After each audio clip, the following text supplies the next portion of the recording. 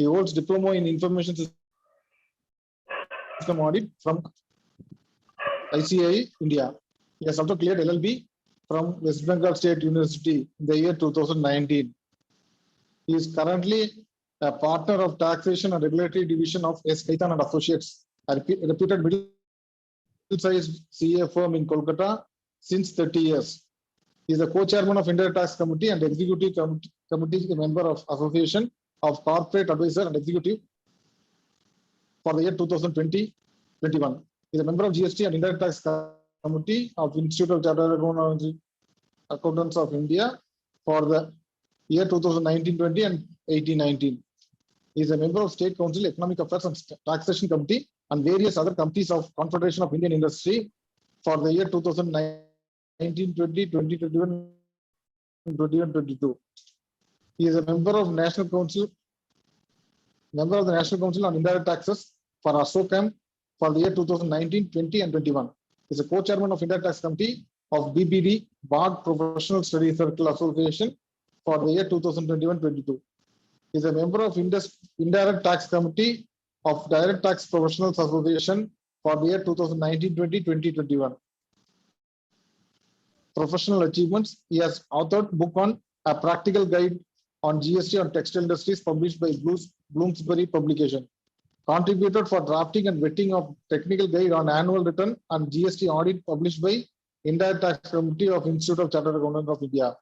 Part of the drafting team for exempted supplies under GST, practical FAQs on ITC, supplies to and by the government and other publication released by Indirect Tax Committee of ICAI. Made a significant contribution to the books, background material on GST, FAQs and MCQs on GST, published by Indirect Tax Committee of ICAI. Drafted GST amendment booklet published in June 2018 by Indirect Tax Committee of ICAI. Conducting training session and seminar for well-known corporates, trade association, universities, professional bodies, study circle, etc. He is a regular contributor to various articles in professional and industrial forums. I am very much honored to introduce today's speaker, CA Shubham Khaitan, to this audience. Sir, over to you, sir. You can continue.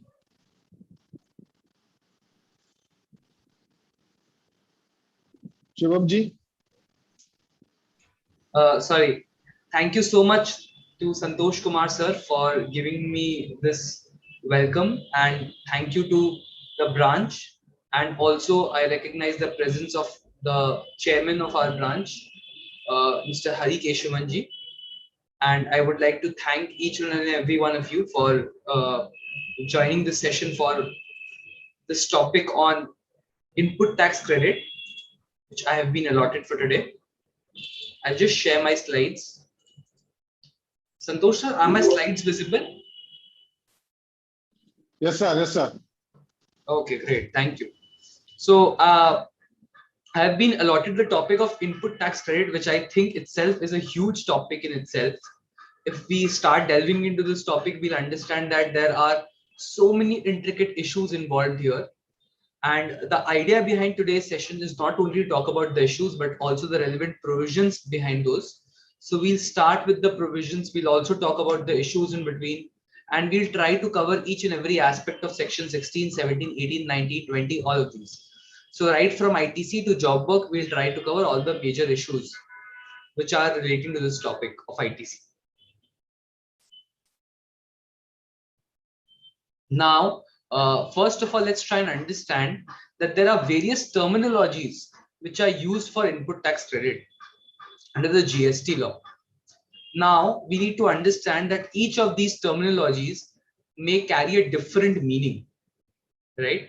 So please understand that we should not read every ITC as ITC which has been taken.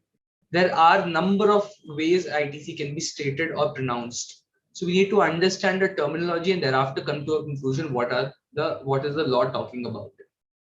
Number one is the available ITC. Available ITC refers to that ITC which is appearing in my GSTR 2A or 2B or something which is available to be taken, right? So something ITC which is yet to be taken, which is available to be taken, something which ITC which I can take, right? something which I can take. Now, some ITC may be available, but it may not be eligible. So some ITC may be blocked as per law. For example, purchase of motor vehicles. It is available ITC if your GST, it is appearing in your GSTR 2A, but it may not be eligible ITC because maybe the ITC is blocked on that. So we'll discuss in depth as to what is blocked, what is not blocked. But for the time being, we need to understand that eligible ITC is already encompassing available ITC, but there may be certain ineligible ITC, though it may be available, which we cannot take. Availed ITC. What is the meaning of availed ITC? Availed ITC means nothing but the amount of input tax credit which has been availed in my GST returns. Whatever ITC I have availed, whatever I have taken in my GST returns would be called as availed ITC. Allowed ITC. Now, I may have availed, let's say my available ITC was 100 rupees, out of which 90 was eligible, 10 was ineligible. Out of 90 rupees, let's say I have taken 70 rupees already. That is called as availed ITC, right? Now, it may happen that out of ITC, which is availed 70 rupees, some ITC may have been allowed by the department, some ITC is not allowed by the department. Out of 70 rupees, 60 rupees is allowed, 10 rupees according to the department is not allowed. So 60 rupees would be considered as allowed ITC. Whatever ITC is allowed by the department, I can see how much ITC is needed for my payment of output taxes. Let's say out of 60 rupees, I need 40 rupees for my output tax payment, and balance is already standing in my credit ledger. So in that case, 40 rupees would be considered as utilized ITC. So 20 rupees, which would be considered as unutilized ITC out of 60 rupees, right? Inputs. Let's try and understand the meaning of these terms: inputs, input services, and capital goods, right? Now, input has been defined to mean any goods other than capital goods.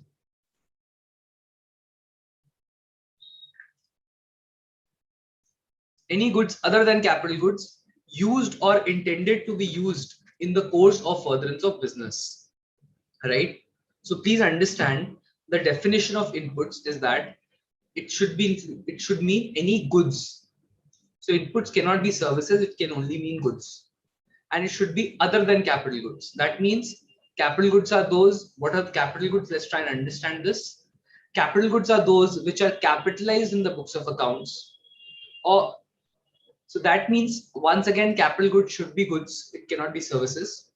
Further, it should be capitalized in the books of accounts, something which is shown as capital item in the books of accounts, and used or intended to be used by a supplier in the course of furtherance of business. So again, used means it is already being used in my business. Intended to be used means it is yet not being used, but it is intended in future to be used. Both these would be covered within capital goods, either used or intended to be used. In the course of furtherance of business means something which is for the purpose of my business, for the purpose of the advancement of my business, right? Now, we all know capitalized in the books means something which is there in your balance sheet and not in your profit and loss account. Now, what is inputs? Input refers to any goods, but these goods have not been capitalized, rather they have been shown in revenue. So they are not capitalized, but they have been shown under the revenue account. Once again, used or intended to be used in the course of furtherance of business. That means they are intended to be used in the course of furtherance of business. That's for the purpose of business. Input services. What is meant by input services? Input services means any service. Please remember, inputs and capital goods used to talk about only goods, whereas input services talks about any services used or intended to be used in the course of furtherance of business. So service, whether it is capitalized or shown in the revenue account. So you are not audible. Hello? Hello? You are not audible. So is the voice completely gone or is it low? Sir, it's audible, sir. It's audible? Audible. Yeah. Now it's audible. Yes, sir. Thank you. So when we talk about input services means any service used or intended to be used in the course of furtherance of business. That means service need not be capitalized. Service may be shown in the revenue account, and or it may be in the capital account. In both the cases, it would be called as input services. But for classification between inputs and capital goods, we need to first identify if something is goods. Thereafter, we need to classify based on whether it is capitalized or not. If it is capitalized, it would be capital goods. Otherwise, it would be inputs. So this is the basic idea behind this classification. And as you all know, even in GST returns, in your annual return, you need to make this bifurcation, right? So this bifurcation needs to be very clear with us. Of course, input and input services bifurcation is not required, but inputs and capital goods needs to be bifurcated separately. So please remember this. And input services can be shown together as inputs in your GSTR 9 annual return. Now, we need to understand the meaning of input tax and input tax credit. These two terms we need to understand. First of all, input tax has been defined to mean CGST, SGST, and IGST. So there are all the kinds of taxes are covered within this. Of course, compensation cess is not covered. UTGST is of course covered. UTGST can be called as SGST where in case of union territories, but compensation cess, mind you, is not covered within the definition of input tax credit when we come to CGST Act. So that's why we cannot use compensation cess against payment of any output taxes of CS or I, CGST, SGST, or IGST. Compensation cess would be exclusively used for payment of compensation cess only, right? So as I said, the elements which are included are CSI, and what else does it include? As per law, input tax includes IGST paid on import of goods, tax payable on reverse charge. So it would include IGST on import of goods. That means if I'm importing goods from out of India, in that case, I need to pay IGST on that, right? And that import IGST, which has been paid on import of goods, can be taken as ITC, right?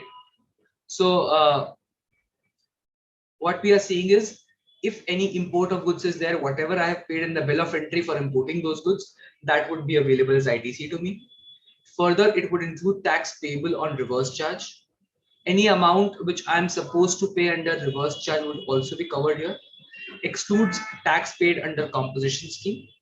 Any amount which has been paid under composition scheme, that would be excluded, right? And input tax credit is nothing but credit of input tax. So the definition of input tax credit is credit of input tax, and the input tax has been defined by the graph that we are, or the table that we are seeing in front of us, wherein it would include import of goods. RCM is of course included because we are paying it on our inward supplies, and composition scheme, if the supplier pays it, of course the recipient does not get the credit, so it is always excluded, right? For composition scheme, credit is not available as per law. All right, let's proceed further. Order of utilization of ITC. Now, this is the order which has been provided as per law, in which the ITC needs to be utilized, right? So whatever input I am having and whatever output I am having, it needs to be utilized in this proportion, right? Now, first of all, what we need to do is use input IGST against output IGST.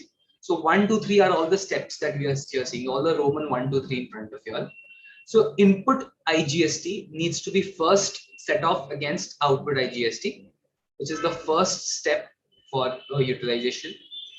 Second step is that if any balance remains in input IGST, so if any balance remains in input IGST, it can be used against output C and output S in any order and in any proportion, right? So it may be used against output C and output S in any order, in any proportion.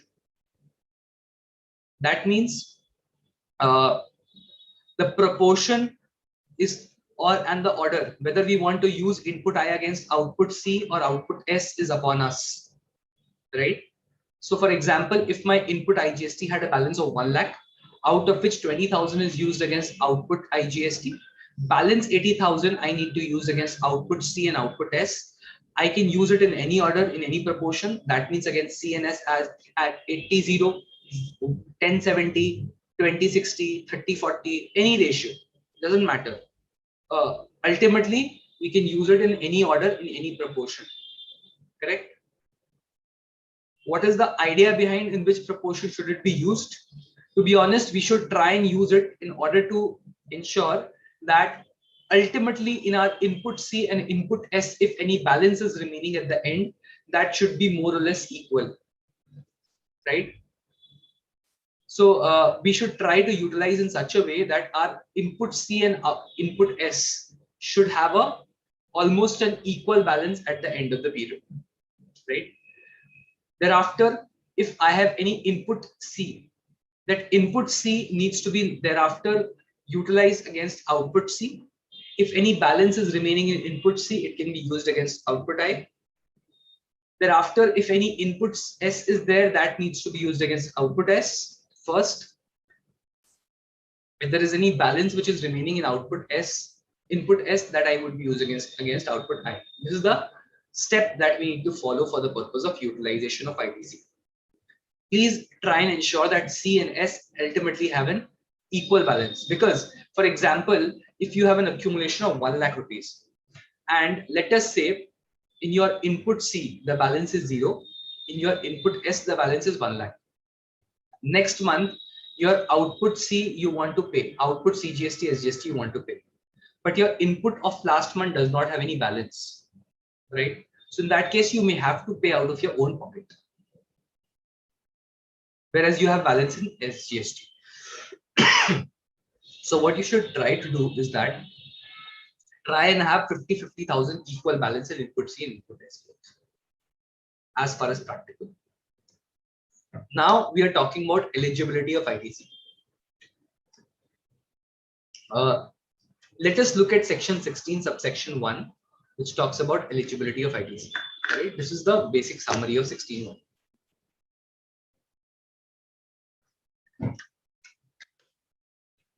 First and foremost, only a registered taxable person can take input tax credit. That means only a registered taxable person is allowed to take ITC. Correct? So what is the meaning of a registered taxable person? That means I should be registered under the GST law. Without registration, ITC will not be allowed. Correct? So I cannot take ITC without registration. Correct? This is unlike the earlier law, where in case of Senvat, this was not written, whether you need registration or not. So one could take ITC even without registration. That was a major aspect of the earlier law. But here we cannot do it. Next, can take ITC on goods or services used by him in his business. So condition is that it should be on goods or services and it should be used in his business. Right? Once I take the ITC, it would be credited to my electronic credit ledger. Correct?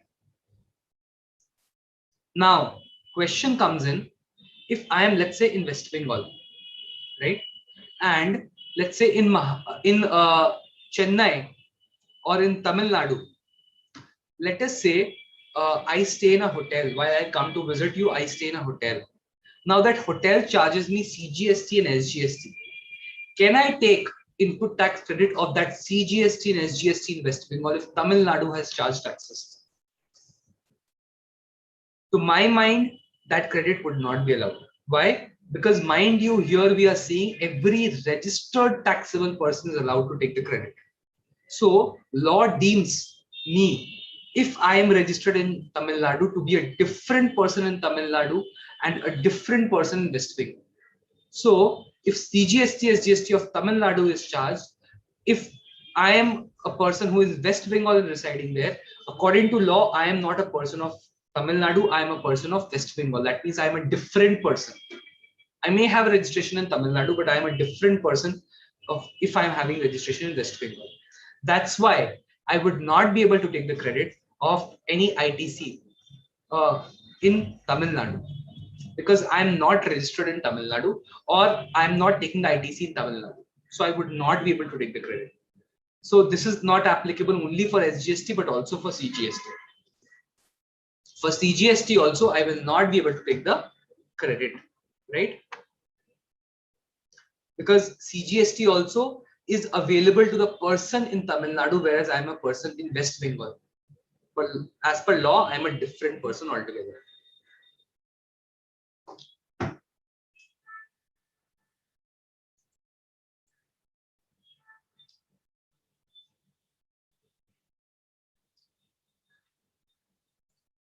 Next, ITC of IGST taken as CGST or SGST.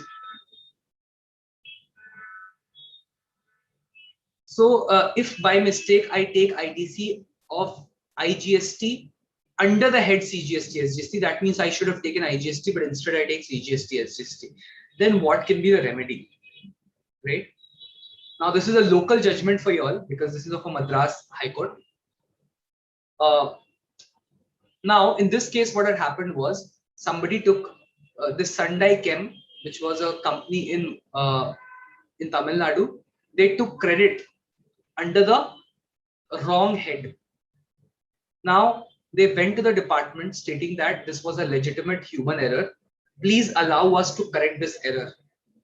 And mind you, the time period for correction had already lapsed.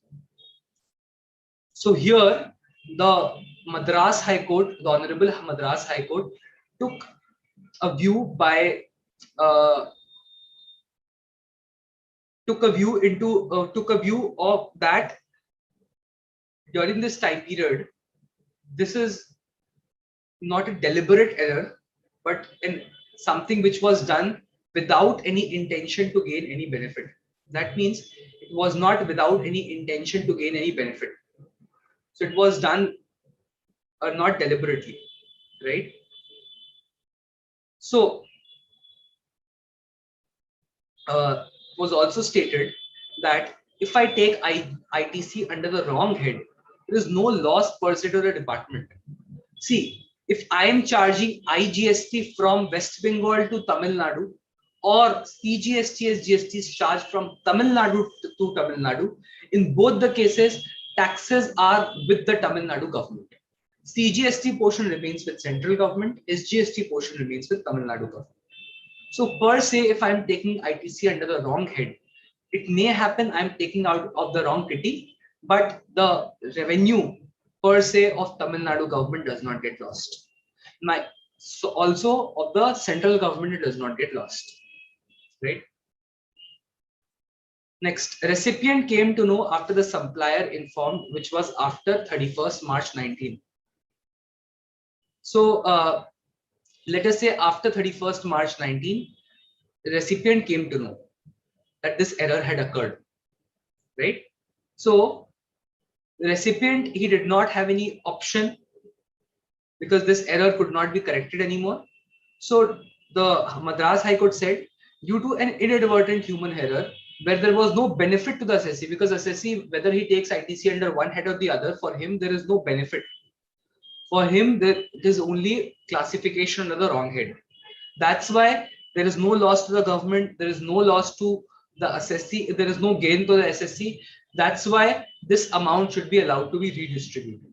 Please don't adopt this judgment without having a very careful look at the facts of the case, because please ensure that in this case, please see that in this case, GSTI 2A and 1A was not enabled at that time. So GSTI 2A and 1A were not enabled. So it is quite likely that it was not possible for the assessee to reconcile at that time. So we cannot blindly apply this judgment even in the future years, saying that we can always redistribute based on this judgment. No. We should always see the facts of the case and thereafter apply this judgment, but this will definitely have a persuasive effect if you have made any such mistake in the future also. Now, conditions for availment of input tax credit by a registered taxable person. First condition is that the person should be in possession of a tax invoice or debit note issued by a registered supplier. That means I should be having at least a tax invoice or a debit note issued by the registered supplier. Next, he should have received the goods or services. That means the second condition is that the services or goods should have been received, right? Third, tax collected by the supplier has been paid to the government. Fine. Fourth case is that he should have furnished the monthly return, right? So please remember, we are talking about first two conditions beforehand, and thereafter we look at third and fourth. First is possession of tax invoice. What are the duty paying documents? Let's understand this. These are the documents as per GST law on the basis of which credit can be availed, right? First is invoice issued by the supplier. Second is invoice issued under reverse charge when supply received from unregistered dealer. Third is a debit note. Fourth is bill of entry or any other similar document under Customs Act. Next is invoice issued by ISD. So there are five types of documents based on which credit can be availed. First is, of course, when I am receiving supply under forward charge. Second is if I am receiving supply under reverse charge and the supplier is an unregistered person, right? Third is a debit note. If the supplier has raised an invoice and thereafter he wants to increase the value, he may issue a debit note. Fourth is bill of entry. When in case of import of goods, I need to file a bill of entry, or if any other similar document is issued by the custom authorities for the purpose of taking credit. Next is invoice issued by ISD. Any input service distributor issuing an invoice would also be covered. No ITC available if the demand is confirmed on account of any fraud, willful misstatement, or suppression of facts. So wherever the demand has been confirmed on account of any of these, in that case, the ITC would not be available. Right? Next, particulars to be mentioned in the invoice. ITC can be availed only if all the applicable particulars are contained in the invoice. So only where all the particulars are there, the ITC is eligible. But there is also a relaxation that only if it contains specified particulars, then in that case also ITC can be taken. That means even if, let's say, there's a small mistake in the HSN code, do you think the ITC would be denied? The answer is no, of course not. There are 5 fields that we need to look at primarily, which need to be correct. Which, if these 5 fields are correct, then the ITC would be eligible. First is tax charged. If tax charge is correct, that means whatever amount has been shown by the supplier as tax, that is correct, that is fine. Second is description of goods or services. Any amount of goods or services which are there, that would be there. Third, total value of goods or services. Total value means amount which is including the tax amount. So taxable value plus tax would be the total value, right? Next is GSTN of the supplier and recipient. So both the supplier's GSTN number and the recipient's GSTN number should be there. Next is place of supply in case of interstate supply. That means wherever the supply is interstate, in that case, the place of supply should be mentioned. Without the place of supply, ITC may not be eligible to, right?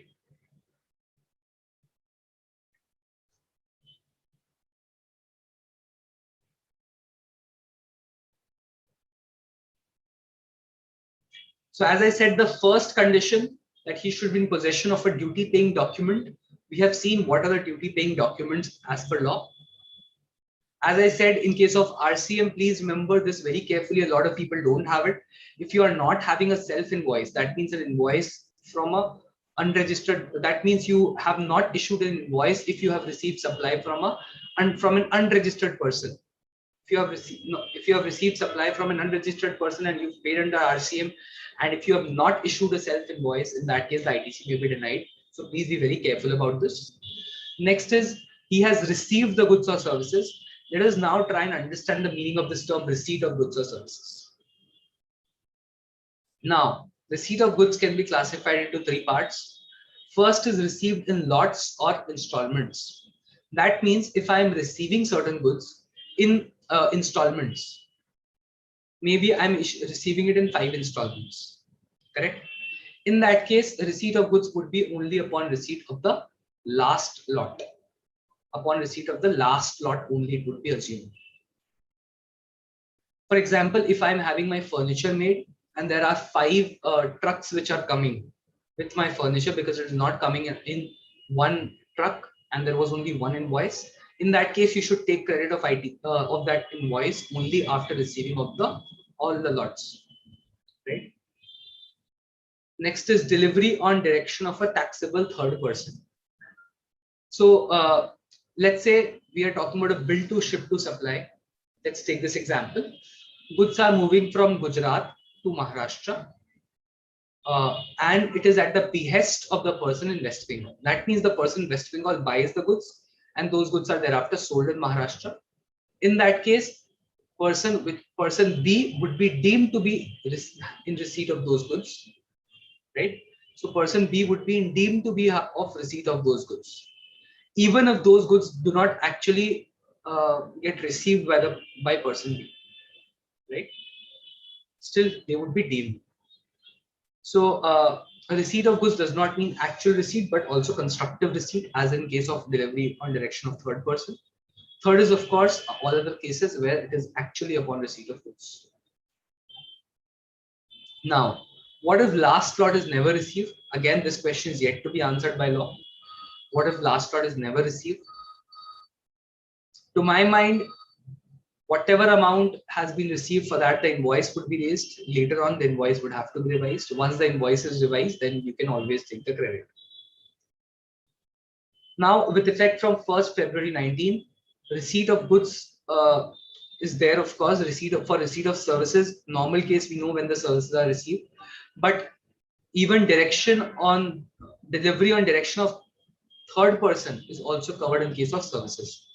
That means if any third person has instructed that the services be provided from person A to C, that means person B is making the payment to person A, for example, in this case, to provide the services directly to Mr. C. In that case, B, even though they have never received the services, would be deemed to be in receipt of the services, simply because the invoice is raised from Gujarat to West Bengal and thereafter from West Bengal to Maharashtra, right? Third condition, as I said, is tax collected by the supplier should have been paid to the government. So again, this is a very difficult condition to satisfy. Wherever tax has been collected, whether it has been paid or not, we can only know whether they have filed their returns, because we don't know whether they have filed their returns accurately. That means in GSTR 1 and 3B, whether they have in GSTR 3B and GSTR 1, whether they have furnished the returns correctly or not. That means whether if any invoice is there in GSTR 1 but not provided in GSTR 3B. So in that case, if any invoice is there in GSTR 3B but not in GSTR 1, that means the issue would be there that sorry, in GSTR 1 but not in 3B. In that case, the issue would be there that that tax may have been collected by the supplier but not paid to the government, and I would not come to know about it, right? Next is he has furnished the monthly return, right? So he has furnished the monthly return. Next condition of the law is that he should have furnished the monthly return, correct? RCM in respect of financial year 17-18 paid during 18-19. Now, a lot of people are what had happened was they had forgotten to pay their reverse charge in that particular financial year. So they paid the reverse charge of 17-18, let's say in 19-20 or even 20-21, or at a later date. Now, question comes in whether ITC is available in those cases when I don't pay my taxes within the time limit, right? Many taxpayers have requested for clarification. So this is something which was a clarification issued by means of press release for the purpose of annual return on 3rd July 2019. When they had tried to clarify regarding reverse charge. Many taxpayers have requested for clarifications on the appropriate column or table in which tax was to be paid on RCM for the financial year 17-18, but was paid during 18-19. It may, so there they said, it may be noted that since the payment was made during 1819, the input tax credit on such payment would have been availed in 1819 only. So if payment has been made in 1819, ITC would also be available in 1819 only. Correct? Therefore, such details will not be declared in the annual return of 1718, but will be declared in 1819. That means if in 1718 I had declared something, I had to declare something, but I did not declare it, I declared it in later. That means they are saying the payment also, if it is made in the later year, it becomes part of that later year itself. So 1718 payment made in 1819 would be part of annual return of 1819. Even if it is made in 1920 or 2021, it would be part of that year. And since I'm satisfying the condition that the payment has been made in the future years, to my mind, the condition for taking ITC is also satisfied in the future years. That's why the ITC would be allowed in the future years only, right?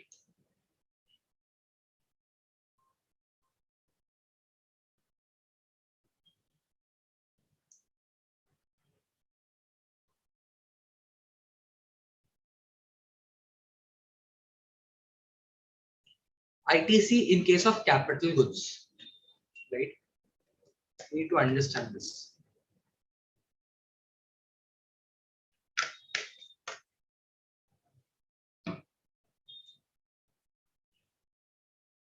If depreciation has been claimed on tax component of the cost of capital goods under Income Tax Act, ITC is not available, right? So, for example, if I am charging GST on, let's say, in this example, the cost of asset was 100 rupees. Let's say tax element was 10%. So if cost was 110, if depreciation is taken on 100 rupees, ITC is available for the full amount of 10 rupees. If depreciation is taken on 110 rupees, ITC is not available. So if depreciation is taken on 110 rupees, ITC is not available. So wherever you find that maybe your ITC is getting accumulated, you are not getting refund of that amount, and it is not likely also that you would get refund of that amount. You may want to charge depreciation on 110 rupees and not take ITC on capital goods. That way is at least you will get the benefit of income tax on the 10 rupees part. But if you are charging depreciation on you're charging depreciation on 110 rupees, and you know that ITC would have been available to you and you would have been able to utilize it for output taxes, it may not be a judicious decision to take depreciation on 110. Why? Because benefit under GST is of full 10 rupees. When I'm taking depreciation, I'm getting benefit of full 10 rupees, right? But when I'm taking depreciation benefit, I'm only getting the benefit up to the extent of income tax. For example, 10 rupees is the extra depreciation which I've taken. 30% of that may be 3 rupees. So overall, I would be getting a benefit of 3 rupees and not 10 rupees, like in case of ITC. So you need to take a decision accordingly based on whether you want to charge depreciation on full amount or you want to charge on ITC, a portion which is excluding ITC. Now, time limit for taking ITC. Time limit for taking ITC would be date of furnishing of annual return or due date of furnishing return for the month of September following the end of the financial year to which such invoice or debit note relates. Right? So please remember that the ITC availment has an outer time limit, which is the actual date of furnishing annual return or the due date of furnishing September return next year. For example, for 2021, the due date for taking ITC is either due date of September return, which is 20th October 2021, or date of furnishing actual date of furnishing annual return. So maybe if I'm furnishing my annual return before this date, 20th October, if I'm furnishing, let's say on 10th October, in that case, the limit for taking ITC would get locked on 10th October. But in normally most of the cases, the limit for taking furnishing of annual return is after 20th October, maybe up to, let's say I'm furnishing my annual return on 31st of December. In that case, please remember that my date for taking of ITC would be locked on 20th October. I cannot take ITC after the due date of furnishing my September return. So 20th October is already fixed, due date of September return is already fixed. Actual date of annual return may be before that or after that. So I need to take earlier of the 2 dates, right? Rule 36(4). ITC to be availed by a registered person. Sorry.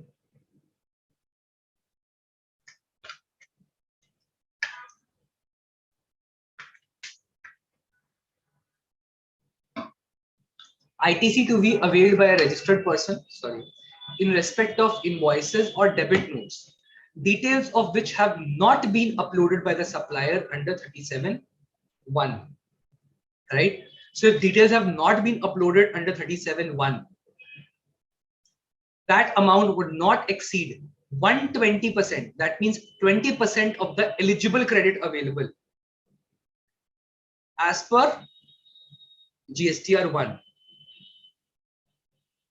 So it would not exceed 20% of the eligible credit, which thereafter got reduced to 10% from 1st Jan 2020 and 5% from 1st Jan 2021. Right? In respect of invoices or debit notes, the details of which have been uploaded. So if 100 rupees has been uploaded by the supplier and my books is showing ITC of 150 rupees, I can only avail ITC of 120% between 9th October to 19 to 31st December 20. Sorry, 31st December 19. From 1st Jan 20 to 31st December 20, it would be 10%. From 1st Jan 2021, it would be 5%. Now, 16(2)AA. 16(2)AA is clear that details of the invoice or debit note referred to in clause A has been furnished by the supplier in the statement of outward supplies, and such details have been communicated to the recipient of such invoice or debit note in the manner specified in section 37. Now, this is a new condition which is proposed to be inserted by law.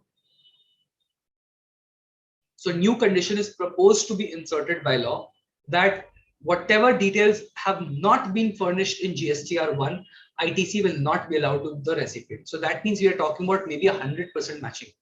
That means whatever is not appearing in 2B or 2A, ITC will not be eligible for those. So till now, this particular clause has not yet been notified. But when it does, in that case, we are expecting maybe the department would want 100% matching. Correct? Now, what are the things that we need to remember for reconciliation of ITC? Number one, taxpayers may avail full ITC in respect of IGST paid on import, RCM, credit received from ISD. So it may happen, it may happen that on import of goods, on tax paid under RCM, ISD, all these are appearing in your 2A or 2B. But whether or not it appears in 2A or 2B, that is immaterial for the purpose of availment of ITC. That means for import of goods, RCM and ISD, even though it may not be appearing in 2A or 2B, if you're satisfying all the other conditions of law, you can definitely avail the ITC, right? But when we talk about forward charge, ITC matching is mandatory, right? Also, please remember that the restriction for availment of ITC is only for ITC availed after 9th October 19. So ITC which is availed before 9th October, there is no concept of matching. There is no 2A, 3B reconciliation required as per law. So ITC cannot be blocked merely because of non-reconciliation. We see a number of notices being issued by the department, but we can definitely challenge those notices because reconciliation has been made mandatory only from 9th October. Right? Next, restriction imposed is not supplier wise. So what we mean to say here is that the restriction which is there should be for all the 3 suppliers together and not for each and every supplier separately. Next, eligible ITC to be taken by excluding ITC of 17.5, ITC only against exempt suppliers.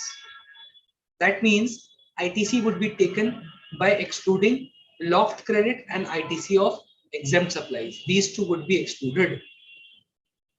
So when I'm calculating 105%, I need to take ITC which is eligible ITC, right?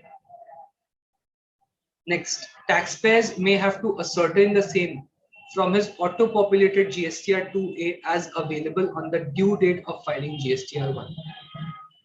If something is available in GSTR 2A, that means now the form that we are looking at is the form that we have to download on the due date of filing GSTR 1, right? So we have to file the form on the due date of filing GSTR 1, and so which is GSTR 2B.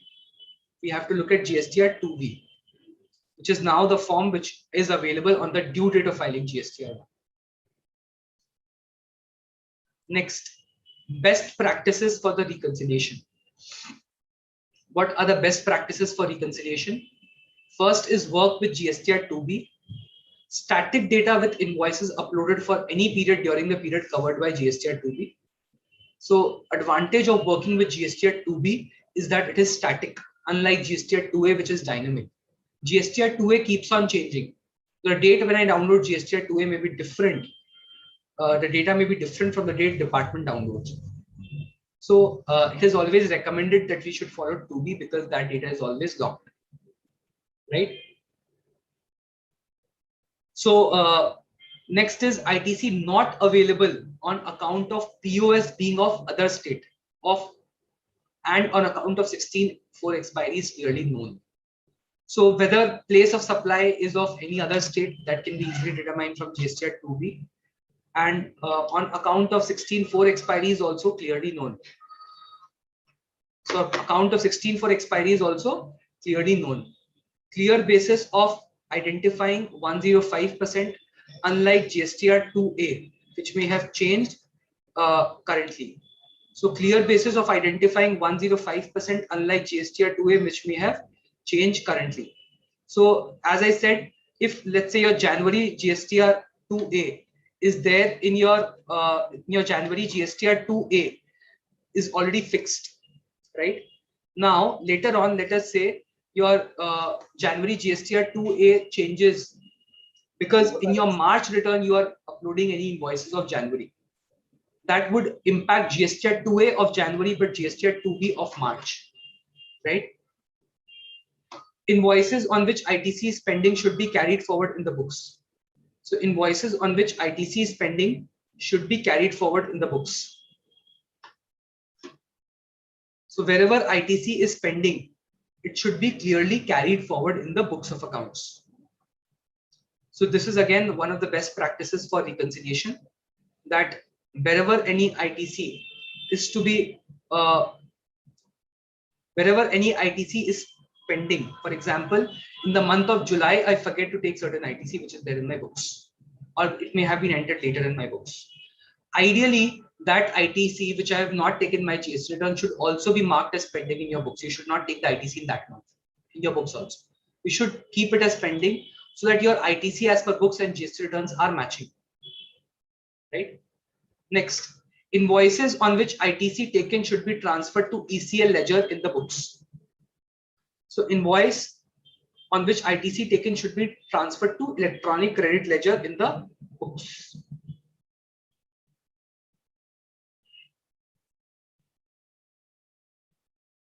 Wherever any ITC needs to be transferred, you should have a separate, if I would suggest, you should have an electronic cash ledger, credit ledger and liability ledger separately in your books of accounts, correct? So you should have a separate ledger in your books of accounts. That way, your electronic credit ledger, which is online, and the ledger which is in your books would always match. Wherever any difference is there, you would know that any ITC is not availed or it has been extra availed. That difference would always be available. So you should always try to match balance as per ECL with the credit as per books. Year-end RECO to find out if the unmatched invoices appear in the books at a later date. So what we need to do is we need to find out if the invoices are appearing in the books at a later date.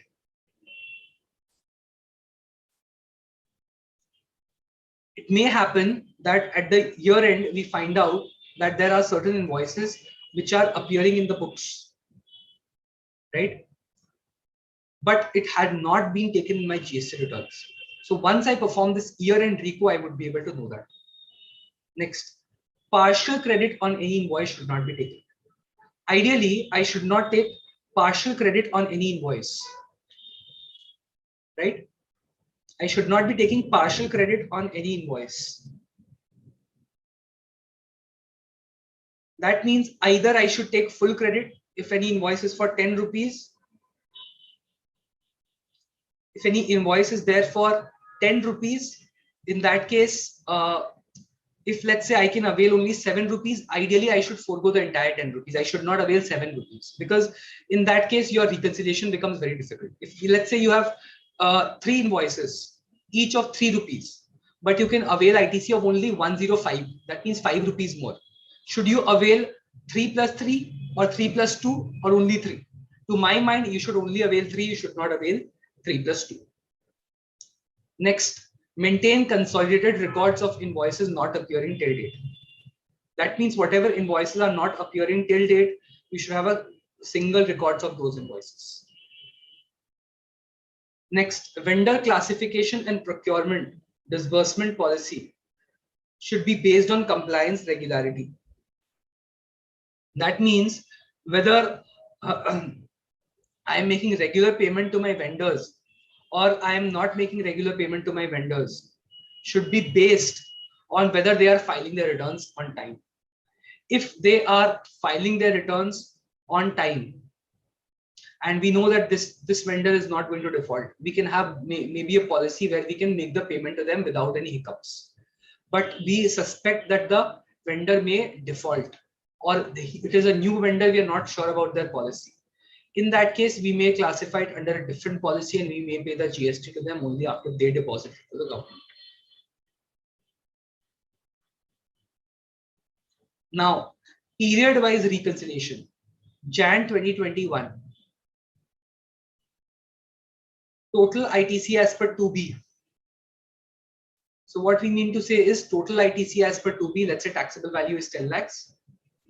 Let's try and understand how do we perform this 2B 3B reconciliation, one of the best ways of doing it. Total ITC as per 2B, let's say taxable value is 10 lakhs. CGST, SGST, IGST. CGST, SGST 72 each, IGST is 36,000. So total tax is 1,80,000. Out of this, let us say 1,50,000 is ineligible ITC. Further, there are certain invoices which are appearing in 2B, but it has not been received till the date of filing the return. Supplier has not provided the invoices. Next, there may be certain invoices of last month, December 2020, for which has been received in my books in Jan 2021, so I've recorded in Jan 2021. So I will add those invoices. So points C and D are for adjusting the timing differences. 2,50,000 minus plus 2 lakh plus 2 lakhs, right? So eligible ITC as per 2B is 8 lakh rupees. So eligible ITC as per 2B will be 8 lakh rupees, right? 105% of eligible ITC would be 8,40,000. So ideally, I should be able to take ITC of 1,44,000 into 105%, which is 151,200. But when I find, I look at my books of accounts, I find that ITC as per books is 10 lakhs and total is 1,80,000, right? But eligible ITC of 105% is 8,40,000 and 151,200. How much ITC would be allowed to me? ITC allowed to me will be lower of the two. Eligible ITC as per 2B, eligible ITC as per 2B and ITC as per books. So eligible ITC as per 2B versus eligible ITC as per books, I would be finding the lower of the two, and thereafter I would be able to take the ITC, right? So ITC allowed for current period, lower of FNG, which is 8,40,000 and 151,200, correct? Now balance ITC would be carried forward, 10 lakh minus 8,40,000, which is 1,60,000, and balance I would be looking at total 1,80,000 minus 151,200, which is 28,800. Mind you, I am not matching ITC on a headwise basis. 105% is not headwise. Had this been headwise, in that case, my 105% of 37,800. My 105% of eligible ITC as per 2B is 37,800, right? So In that case, I would have been allowed lesser ITC. But I am trying to match on a total basis, which is 1,44,000 into 105, which is 151,200. Balance 28,800 would be carried forward. Invoices which are not uploaded is 64,000. What value of invoices have not been uploaded? 64,000. 10 lakh minus 8 lakh, or 1,80,000 minus 1,44,000. I think there's some mistake. This should be 36,000. Invoices which are not uploaded is 36,000. 1,80,000 minus 1,44,000. 36,000. Right? Next, invoices which are to be uploaded for full credit. So how much invoices need to be uploaded for full credit? We know that 28,800 we have carried forward. That means this ITC we have not taken. But this is also 105%, right? So the moment we take ITC of 105%, 28,800 divided by 105 into 100, we find that the amount is 27,429. So the amount is 27,429. I would be only able to take credit of this amount, right? So that means I would be able to take credit of 28,800 provided invoices which are uploaded are of 27,429. That means I would be allowed 105% again. February 2021, ITC uploaded in current period. Taxable value is, let's say, 1 lakh. IGST is 18,000, right? 105% of ITC uploaded is 1,05,000 into 105%, which is 18,900. How much ITC has been brought forward? ITC which has been brought forward is 1,60,000 and IGST is 28,800, right? So how much ITC would be allowed for current period?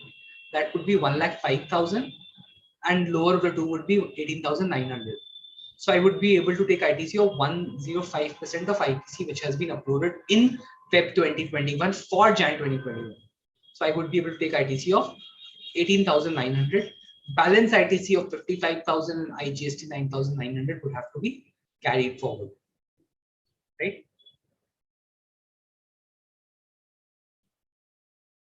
Cumulative application of Rule 36(4). Mind you, for April to June 2021, due to COVID, the reconciliation had to be done on 3 months basis. I did not have to do reconciliation on a monthly basis because the dates of GSTR 1 was extended, so GSTR 2B became available at a later date, whereas 3B was filed at an earlier date. That means my GSTR 1 may have been filed later and 3B at an earlier date. So this was an issue. That's why this cumulative application was there. Now ITC as per 2B is, let's say, 600 rupees, 100, 200 and 300. ITC as per books is 120, 220, 350, which is 690. Now, how much ITC would I have availed in my 3B? In my April and May, I would have availed credit as per my books, which is 120 and 220. So in my June, would you think I would be able to take the entire credit? No. In my June, I would be able to take credit of balance. So 105%. So 105% of 600 rupees is 630 rupees. So I would be only able to take the credit of balance amount of 630 minus 340, which is 290 rupees, right?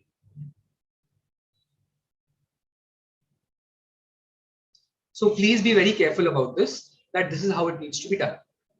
DY Beetle Industries, Madras High Court.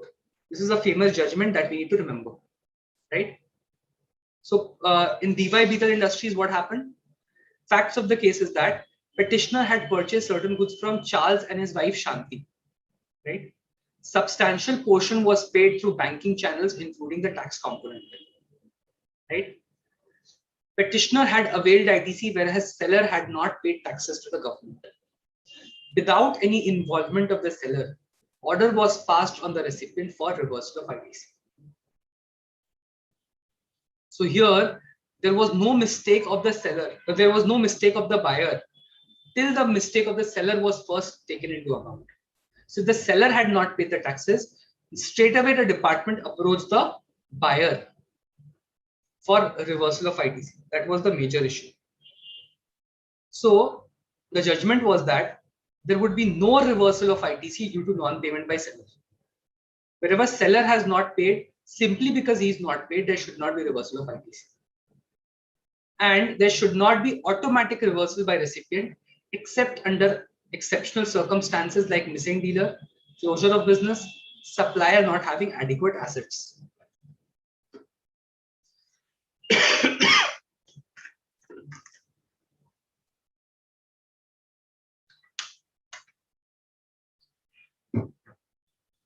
So press release, if you look at 4th May, it was very clear that department would first approach the seller.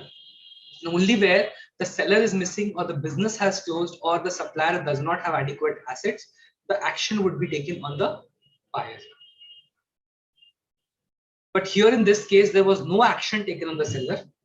Assessment order produced wherein such transactions were omitted. That means the buyer, he got hold of the assessment order of the seller, and the seller, even though he was liable to pay, he was not made to pay. There was nothing in the assessment. That means in the assessment, the seller was not caught in the first place. And under the same officer, the buyer was there, and the buyer was caught, and the buyer was said to reverse that. So here in this case, it was said that the seller should have been first examined. Recovery should have been taken first from the seller, and seller would be the witness, and the fresh inquiry should be initiated, and recovery action should be taken against them. Only where seller is not, it is not possible to recover from the seller, recovery should be made from the buyer.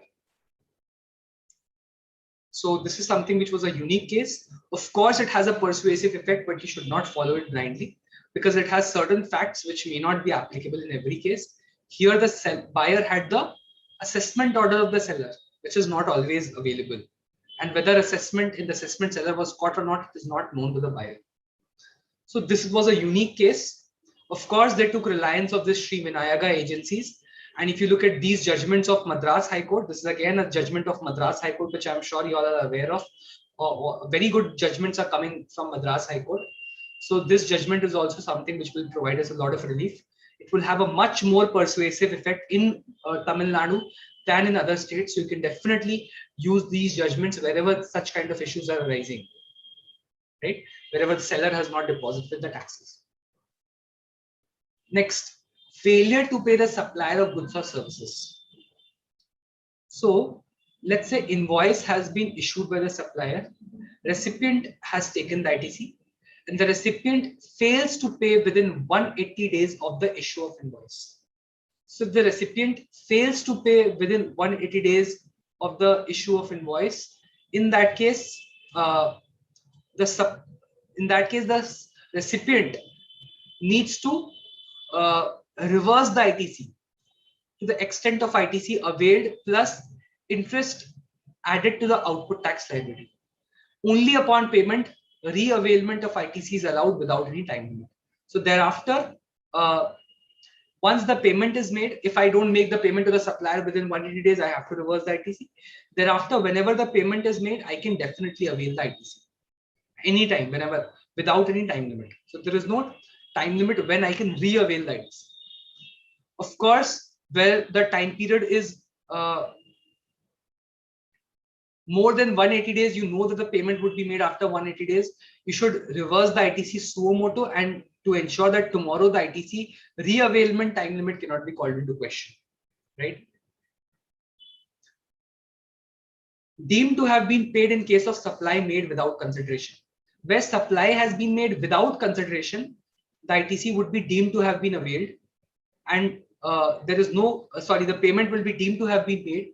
That means this condition of 180 days would not be applicable wherever the supply is without consideration or payment by the recipient where the supplier is liable to pay. So if I am the supplier, you are the recipient, it is ideally, let us say, to the transporter, I was liable to pay something, but rather you have paid to the transporter. As a result, you have paid less to me. So because of this, the amount, once you make payment to the transporter directly on my behalf, the payment will be deemed to have been made, right? So you don't have to make payment to me specifically only to satisfy this condition, right?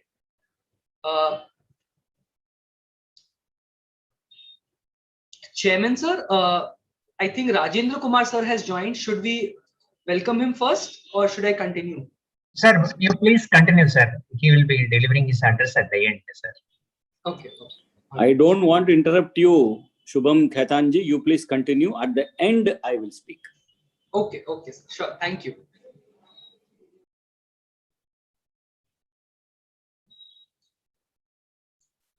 Now, reversal of ITC on receipt of commercial credit note. This is a very big issue which has been plaguing the industry for quite long, where recipient fails to pay supplier of goods or services. The amount towards the value of supply along with tax within a period of 180 days from the date of issue of invoice, and amount equal to ITC will be added to the output tax liability with interest. So if I am the supplier, you are the recipient, right? If you are making payment to me, now let us say I had issued an invoice of 1 lakh rupees plus 18,000 rupees GST. Now let us say we decide that I'm going to issue a credit note for the purpose of quantity discount of 10,000 rupees. Now credit note I am issuing of 10,000 rupees, whereas you have already paid payment of, whereas you have, I had issued an invoice of 1 lakh plus 18,000 to you. But this credit note which I am issuing now for 10,000 is without GST because of a variety of conditions which I am not able to satisfy under section 34 for issuance of credit note. So I'm issuing a commercial credit note, accounting credit note, financial credit note, whatever you call it. So now this 10,000 rupees is nothing but a book adjustment. That means this 10,000 rupees does not have any impact on GST. So question comes in, since you are now making a payment of only 90,000 rupees plus 18,000 rupees, rather than a payment of 1 lakh plus 18,000, 10% ITC because of non-payment, does it need to be reversed? This is the question. To my mind, failure to pay is an important condition for the purpose of reversal, where there is no requirement of payment because a discount has been given by the supplier. There is no failure to pay. Without failure to pay, reversal of ITC cannot be there. So, reversal of ITC, in my view, should not be there in those cases wherever commercial credit note has been issued by supplier, because there is no failure to pay per se in respect of this kind of transaction.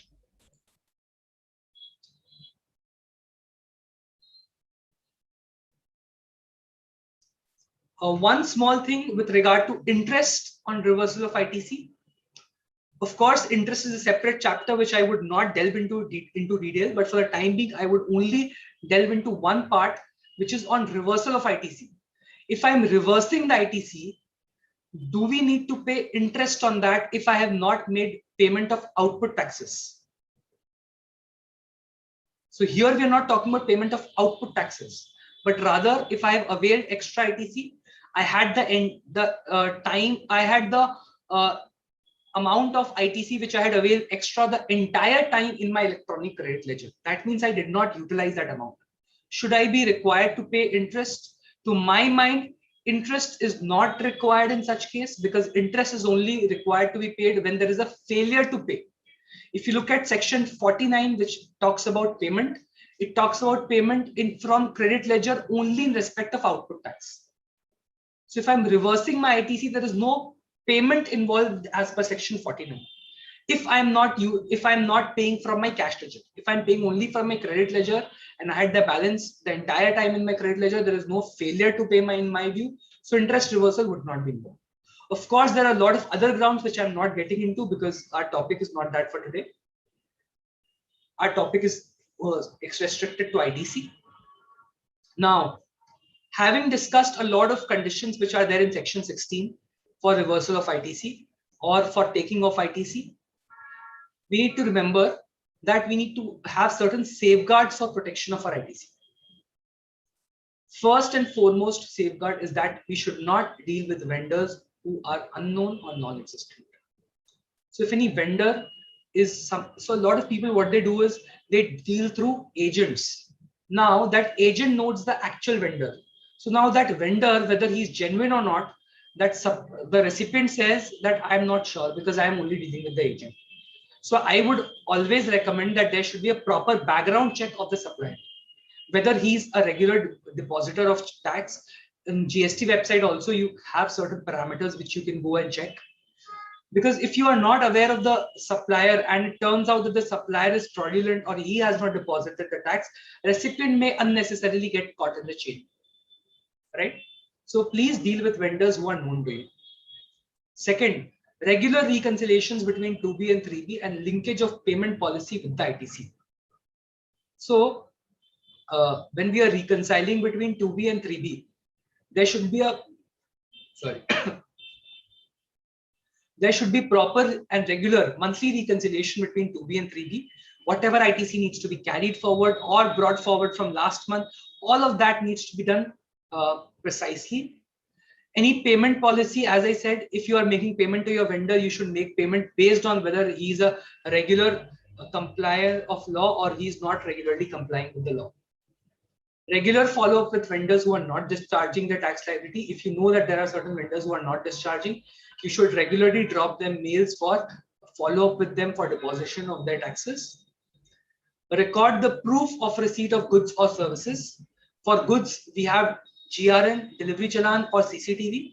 All these are major documents for availment of ITC. So wherever goods are received, please have adequate proof as much as practically possible. GRN is the best document. And in other cases, if GRN is not there, where delivery challan is there for movement of goods, CCTV camera showing the movement of goods. E-Waybill also is there, though E-Waybill is not a sufficient proof, because if E-Waybill had not been verified on the way, we don't know whether E-Waybill had actually been for movement of goods. For services, it is slightly more challenging. So there we have to look at the contract, any email which was exchanged, the services which have been provided, the proof of all those, that would be there. Next, avail ITC only upon receipt of invoice and supply. So only where I have received both the invoice and supply, ideally I should be taking the credit. If I'm not received the invoice, I should not take the credit. If I'm not received the supply before receiving the invoice, if let's say I have not received the supply, you should not take the credit if you receive the supply. Payment policy to combat reversal of ITC after 180 days. So you should have a payment policy that within 180 days you should make the payment. If it is a genuine business necessity, but payment should be after 180 days, then you should plan accordingly that you should take the ITC, reverse it, and re-avail it accordingly. Also, in case of a duty paying document where we are talking about reverse charge supplies taken from unregistered suppliers, then we should have self-invoice prepared. Bill of entry should be adequately there with us. Next important aspect for protection of ITC is understand the utilization of ITC towards taxable or exempt supplies, which we'll discuss about. That if my output is both taxable or exempt, then I can only avail ITC to the extent of taxable supplies and not exempt supplies. So which portion of my ITC is towards what portion needs to be adequately determined, so that any ITC which is exclusively towards taxable, I can entirely avail it. And ITC which is exclusively towards exempt, I can entirely exclude it. And something which is common needs to be taken as per the formula which we'll discuss today. Have a year-end reconciliation before September of next year to find missing ITC in 3B. So before September, that means for April 20 to March 21, ideally by September 2021, by September 21, I should have a proper reconciliation made to find out if any ITC was missing, which I should have taken. Monthly reco between books and GST returns. So this is again a very important aspect, that GST and returns and books should be matched on a monthly basis, no matter what. GST at 2A, 3B reconciliation for a period before October 19. So there are certain notices which are commonly issued by department for ITC. We should look at those notices and we should find out reasons and how to thwart those notices. We should try and find out that. No condition of GST at 2A and 3B reco at that time, and 36(4) being prospected. That means where department issues a notice for reconciliation between 2A, 3B before October 19, then we should specify that there was no condition of 2A3B required before October 19, and 36(4) is a prospective rule which has come in from 9th October. So before that date, the reconciliation was not mandatory. If you look at press release dated 18th October, it was said that ITC is on self-assessment and matching need not be performed. This was something which was issued by the department, which we can take reliance on. All conditions satisfied as per section 16(2). We have discussed the conditions which are prescribed as per section 16(2), which are needed to be satisfied. Once we satisfy these conditions, we can say that ITC can be freely availed by us. Matching of ITC and communication of mismatches and 2A was not performed. So we can always allege, we can always reply to the department stating that as per rule section 42, as per section 42 and 43, department had to perform matching at their level and inform the supplier and recipient in MIS 1 and 2. Since this particular provision never came into picture, ideally the matching was not carried out. Since the matching was not carried out and mismatches was not informed to the department by the department to us, 2A3B reconciliation should not be questioned. Right? 2A is a dynamic form which is unreliable for reconciliation. We can also state that 2A is a form which is dynamic, which is not a static form. And since it is a dynamic form, should not be, because when we had performed the matching, it was different. When today the matching is being performed, it is different. So we could not rely upon this form. Next is this Latin term which we can use. It is a established principle that a person should not be convicted for the wrongdoings of some other person. So merely because the supplier has done something wrong, recipient should not be penalized. So this terminology can be used. Now these are the judicial precedents, pronouncements which can be used for Arise India, Sri Vinayaga Agencies, Britannia Industries, Ghiru Lal Balchan. All these judgments we can use, right? Now 2A3B reconciliation for a period after October 19. After October 19, we can also allege some other grounds also can be alleged. Number one, it is an excessive delegated legislation. Because if you look at section 43A, which was proposed to be notified, which was actually brought in through finance bill 2020, but it was never notified. It actually said that 2A3B matching is compulsory. That means whatever the supplier has uploaded and whatever the recipient is taking credit, that matching is compulsory, right? But that section never got notified, right?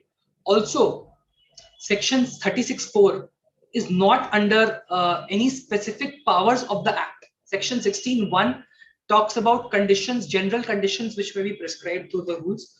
Through this rule has prescribed a condition of 2A3B matching which was not prescribed in the Act. That means the Act is providing something which is beyond the rules, or rather we should say only a generic condition in the Act is there and the rule is providing for a specific restriction which was not prescribed through the Act. To this extent, the rules are, to be honest, moving a little beyond the Act, so that we call as excessive delegated legislation. Next, violation of substantive rights conferred through the Act. If any substantive rights were there as per the Act and I have violated those rights, then only the ITC should be denied to me. Here, it should not be denied because simply because of 2A3B mismatches, because the procedurally the supplier has not uploaded the invoices. Third, fourth condition we have already discussed. Third, fourth, fifth, sixth, all four conditions we have already discussed in the last slide. Next is law cannot compel a person to do something which is impossible. So this is something that is also a mandatory condition which you can always take reliance on. Judicial pronouncements. As I said, these judicial pronouncements of the erstwhile regime of VAT regime can be borrowed, and we have quite a few judgments of Madras High Court that you can always take and take a reliance for defending your situation, that why ITC should be allowed to you. Next, ITC availability where supplier's registration got subsequently cancelled. So let us say I have availed ITC today. In August 2021, supplier's registration gets cancelled in October 2021. So do you think that supplier's registration is cancelled in October, so that's why my ITC would be denied in August? Please remember that ITC eligibility needs to be taken and checked on the date of availment, not on subsequent tax reductions. I could not have possibly known in August that the registration may be cancelled in October, right? So there is no restriction for availment of ITC under law. And this was an impossible condition for me to check. I could not have checked it.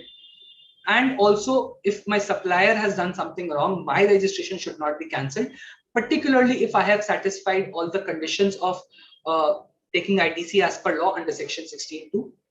And if I'm able to prove that the goods had actually been received, I don't see any reason why ITC should be denied. Of course, all the judicial pronouncements which we had said in the last slide would also be applicable here. Now, we are talking about how to deal with one more common notice is with regard to section 16(4), late filing of returns.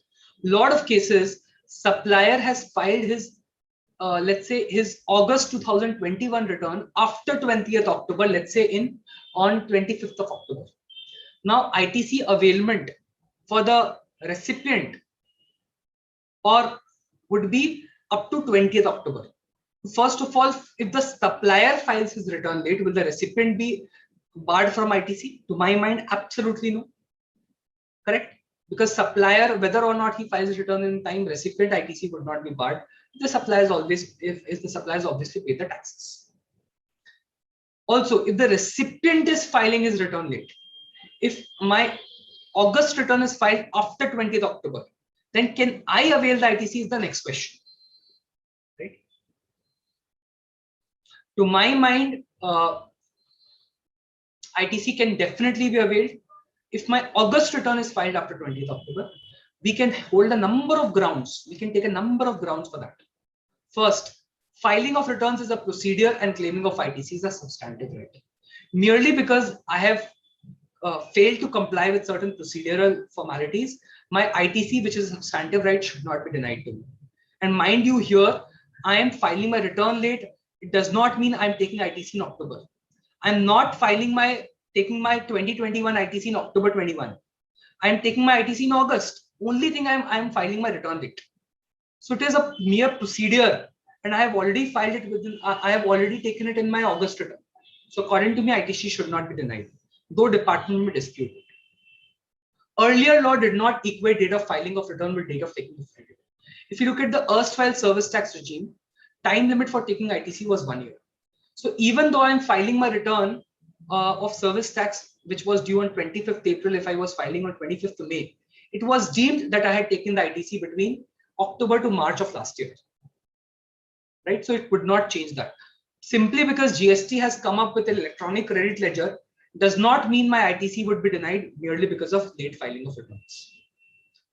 Also, if you look at the GST law, it nowhere says that for filing of returns, you need payment of taxes. But the actual process is that without payment of taxes, your returns cannot be filed. So I'm not able to take my return ITC also if I'm not able to file my returns. Merely because I'm not able to make my payment, I'm not able to file my returns, and I'm not able to take my ITC also within the time limit. So is this something which is not something which is a portal issue more than a GST law issue? Because GST law allows me to file my return even though payment of taxes is not made. Of course, the return would be defective, invalid, or whatever it may be. But return is a return, which ideally should be allowed. If you look at GSTR 3 also, which was proposed to be notified earlier, it would have allowed us to make payment of taxes after filing of return also. So 3B is a return which is not allowing it. Right? Next, ITC availment should not be linked to when the payment of taxes are to be made. So where payment of taxes are not made, ITC should not be linked to that. Right? Next, ADFERT technologies. As per ADFERT technologies, there is no time limit for transitional ITC, which is a vested right. So as they say, ITC is a vested right the moment I take the ITC. So my ITC should not be denied. Right? This is also one more judgment that we can take, that my ITC should not be denied, which is a vested right, merely because there's a procedural lapse on my part. GSTR 3B is not a valid return. So this is Aap and Company Gujarat High Court judgment, wherein they said GSTR 3B is not a valid return under Section 39. It is a return, but not a return under Section 39. Of course, after that, it got retrospectively amended. So moment I say that GSTR 3B is not a return under Section 39, that means I can avail the ITC up to the date of filing annual return, and I need not be restricted up to September return of GSTR 3B. Right. So this is something which was stated as per Aap and Company, but this has been negated through retrospective amendment by government prescribing that GSTR 3B is now a valid return under Section 39. Now this matter is pending before Supreme Court. What is decided is yet to be seen. Right. I think this I had discussed more or less. Okay, I'll discuss this briefly again. I had discussed this safeguards again, fake invoicing. First, I should have receipt of goods. Second, I should have receipt of services, these contracts, workings, all these I have discussed. Last but not the least, to make sure you can safeguard yourself against fake ITC, you should have your accounts and records very well made. That how the production records have been maintained, how inward and outward supply records have been maintained, stock, ITC availed, output taxes, all these, I should have my records properly maintained for the purpose of availment of ITC. So that I can prove that I had genuinely received the goods or services and it is not a fake ITC. I'll just take a 1 minute break. I'll just come back. Just give me 1 minute. I'll just come back in. Yeah.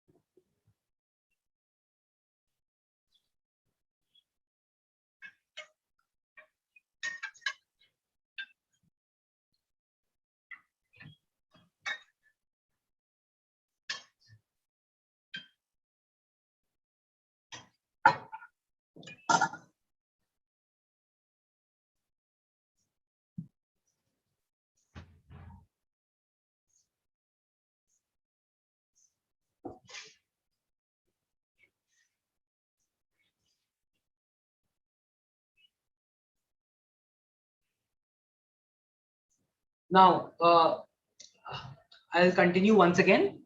Now we're done with section 16. Now we come to section 17, right? Section 17 says, wherever there is use of inputs for business or other purposes, then I can only take ITC to the extent it is for my business purposes and it is not for my other than business purposes, right?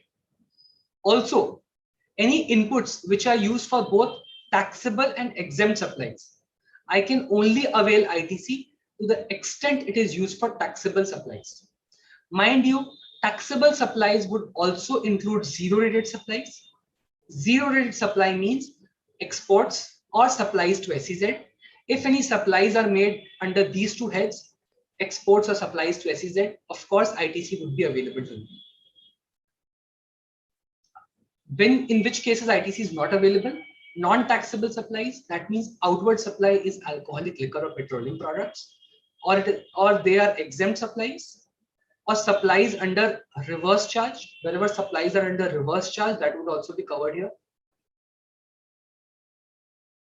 Next, exempt supply to include activities on which a recipient is liable to pay tax on RCM, transaction securities, sale of land and building, but would not include activities or transactions specified in Schedule 3 other than sale of land and building.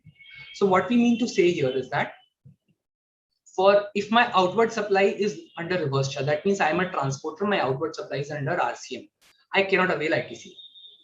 Next, if I am having transaction securities, that means I am buying and selling shares. In that case, to the extent it is against buying and selling of shares, I cannot avail ITC. Sale of land and building, I cannot avail ITC. If it is completed land or building without construction, I mean, during the construction, of course, you can avail. But after, completed building or land, you cannot take ITC. Schedule 3 transaction talks about high C sales, merchant trading transactions. All these would be covered in Schedule 3. In merchant trading, merchant trading means if goods are moving from Hong Kong to, let's say, Italy, directly moving, it does not enter India. Then in that case, ITC would not be denied on that. Or goods are, let's say, in the high seas, and I am sitting in West Bengal and I have sold it to someone in Tamil Nadu. So while the goods are in high seas, even those cases ITC would be completely allowed. Now let us look at the formula. How do we compute eligible ITC and how do we understand this? How do we calculate the reversal of ITC? How do we actually understand what portion of ITC is for taxable supplies, what portion is for exempt supplies? So that we'll try to understand from this. Rule 42. Rule 42 talks about total input tax involved on input and input services in a tax period. So total ITC is total input tax on input and input services. T1 is amount of ITC used exclusively for purposes other than business. T1 refers to amount of ITC which is for other than business purposes. T2 is amount of ITC which is exclusively for exempt supplies. T3 is amount of ITC on which credit is not available under section 17.5. So T1, T2 and T3, all these three are where ITC is not available because they are either for non-business, exempt supply, or where it is blocked under 17.5. All these three cases ITC is not eligible. So if I am taking my ITC in my credit ledger, how much would be the ITC that would enter my credit ledger? Total minus the ITC which is exclusively not allowable. Right?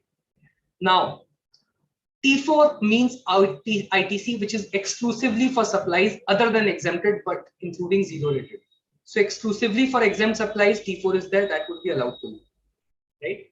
And for common credit, whatever is remaining in C1, as I said, T4 is exclusively for business purposes, exclusively for taxable supplies. C2 is denoted as common credit, right? Which is remaining after, if I look at C1, the amount credited to electronic credit ledger. T4 is exclusively for taxable supplies. Balance is common credit, right?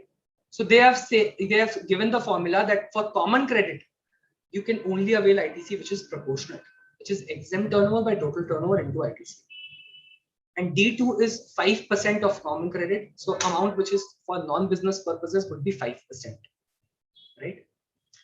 C3 is equals to C2 minus D1 plus D2, right?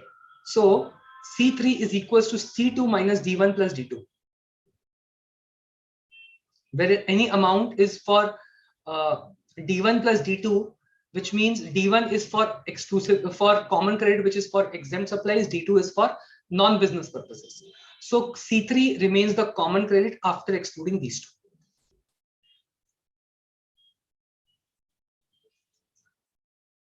Now claim of credit on input services. Now total ITC on input and input services for the tax period would be T. C, S, and I can be bifurcated into 1 lakh, 1 lakh, and 75,000. Out of total input tax T, I can bifurcate between T1, T2, and T3, which is exclusively not allowed, which is total of 25, 25, and 15. So how much ITC will be credited to my electronic credit ledger? 1 lakh minus 25, right? Which is my total ITC minus which is exclusively not allowed, which is 75,000. Now out of 75, let's say 50,000 CGST is exclusively for taxable supplies. So that I would avail completely. How much is the common credit? Common credit remaining is 25,000, right? So 25,000 is the common credit, which is for both taxable and exempt supplies. So let's say now we have exempt supplies of 25 lakhs, total turnover of 1 CR. So how much is the credit attributable to exempt supplies? Credit attributable to exempt supplies would be 25% of 25,000, which is 6,250. So I would be able to not be able to avail credit of 25,000 into 25% because my exempt supplies is 25% in that month. So 6,250 I will not be able to avail. Credit attributable to non-business purposes, C2 into 5%. So common credit 25,000 into 5%, which is 1,250. How much is the net eligible common credit? Net eligible common credit would be 25,000 minus 6,250 minus 1,250, which is 17,500. Right? So in other words, I can avail ITC of common credit of 17,500. Out of 25,000, I can avail 17,500 plus 50,000, which is exclusively for taxable supplies, which is 67,500. I can avail this credit. Now we come to Rule 43. Rule 43 talks about claim of credit of capital goods. Right? Now we're talking about claim of credit of capital goods.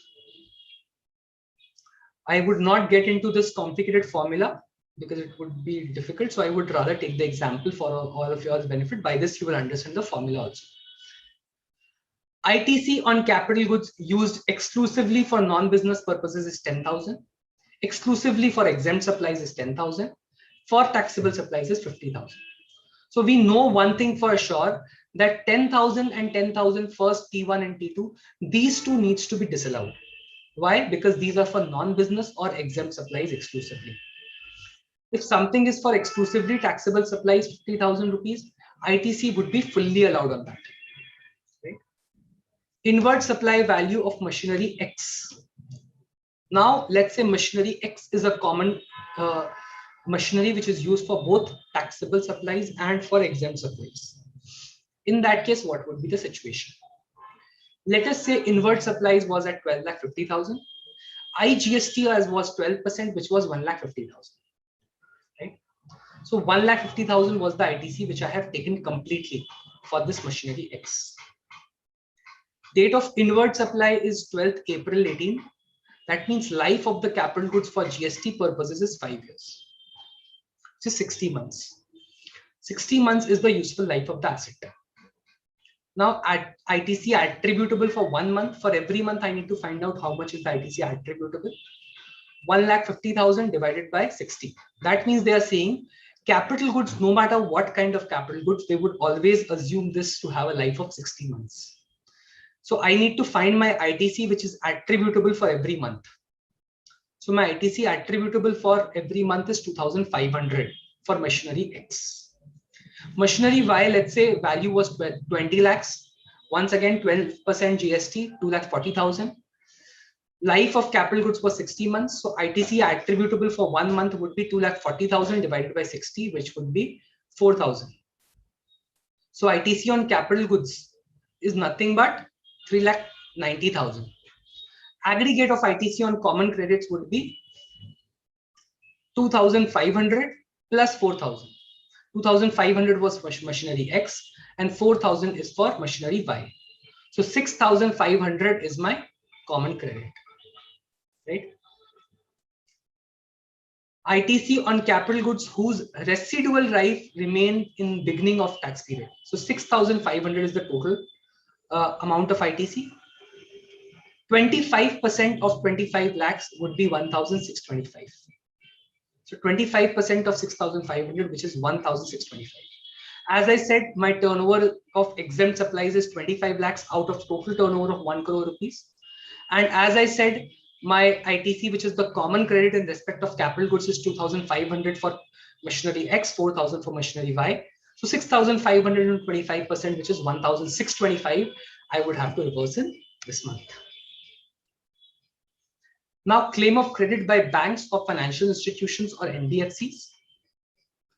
Now, banks or financial institutions or NBFCs may not follow this complicated formula of 40-43 reversal. So they have an option of straight away availing an ad hoc amount of 50% of eligible ITC. Once they avail this option, they cannot withdraw this in the remaining part of the year. Also, restriction of 50% would not apply to tax paid on supplies by one registered taxable person to another registered taxable person within the same time. So if I am having two branches of a bank in two different states, my 50% ITC limit will not apply to amount transferred from one state to the other. Any cross charge done from one bank to the other, there would be no restriction of ITC on that. Said companies not to avail ITC of tax paid on inputs and input services for non-business purposes and credit blocked under 17.5. If any credit has been blocked under 17.5 or any non-business purposes, ITC would not be eligible. So 50% would not be eligible for those.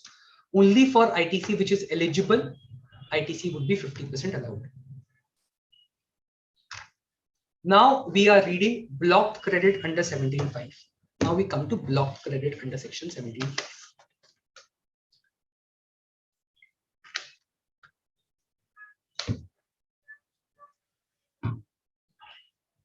Okay, sorry. The portion marked in red was the law which was before 1st February.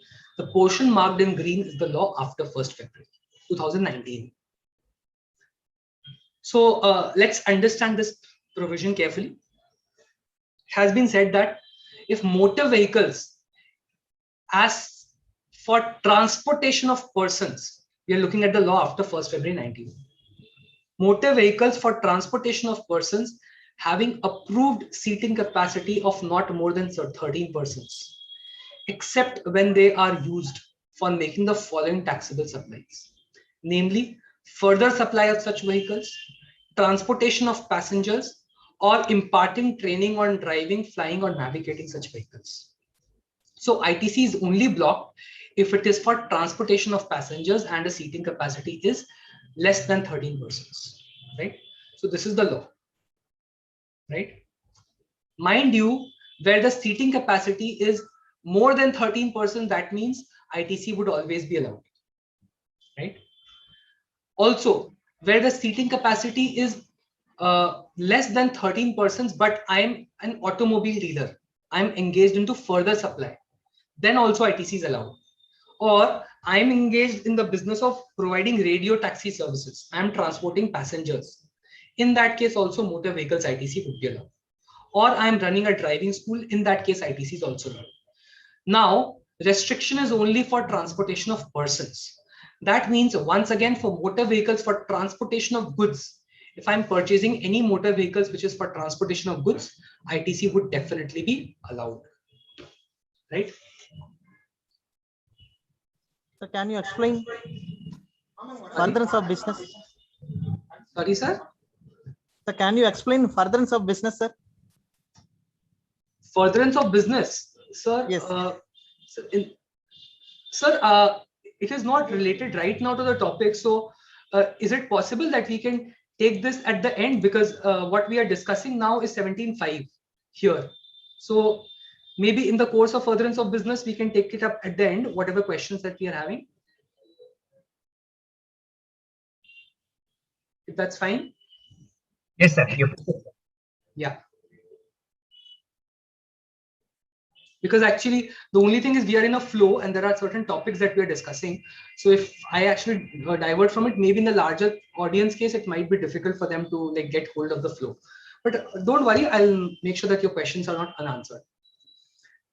Okay, sir. Yeah. Next is vessels and aircraft except when they are used. So even vessels and aircraft, normally ITC is blocked, but Where vessels and aircraft is for further supply, ITC would be allowed.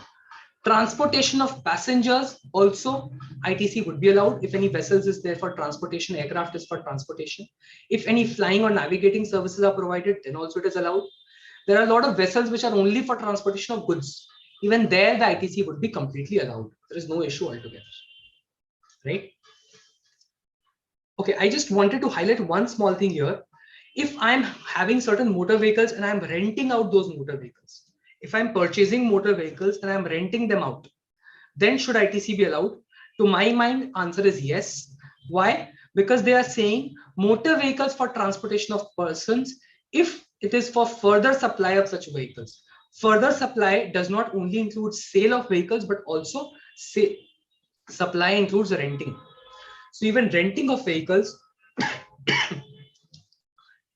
if I am having any output supplies of renting of motor vehicles, the ITC would be allowed.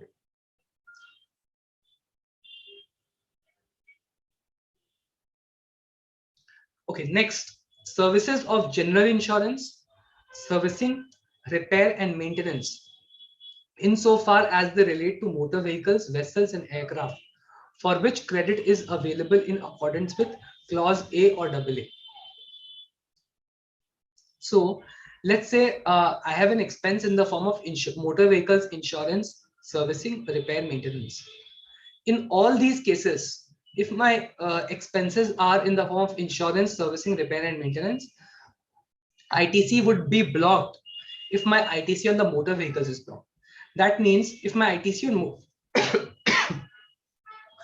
if my ITC is blocked on motor vehicles, then the ITC would also be blocked on the expenses relating to such motor vehicles. If my ITC is allowed on the motor vehicles, my expenses on that would also be allowed, right?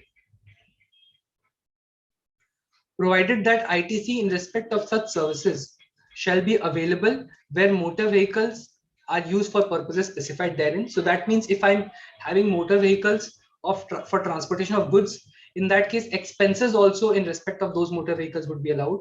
If I'm using it for transportation of passengers and ITC is blocked, expenses also on that would be blocked, right?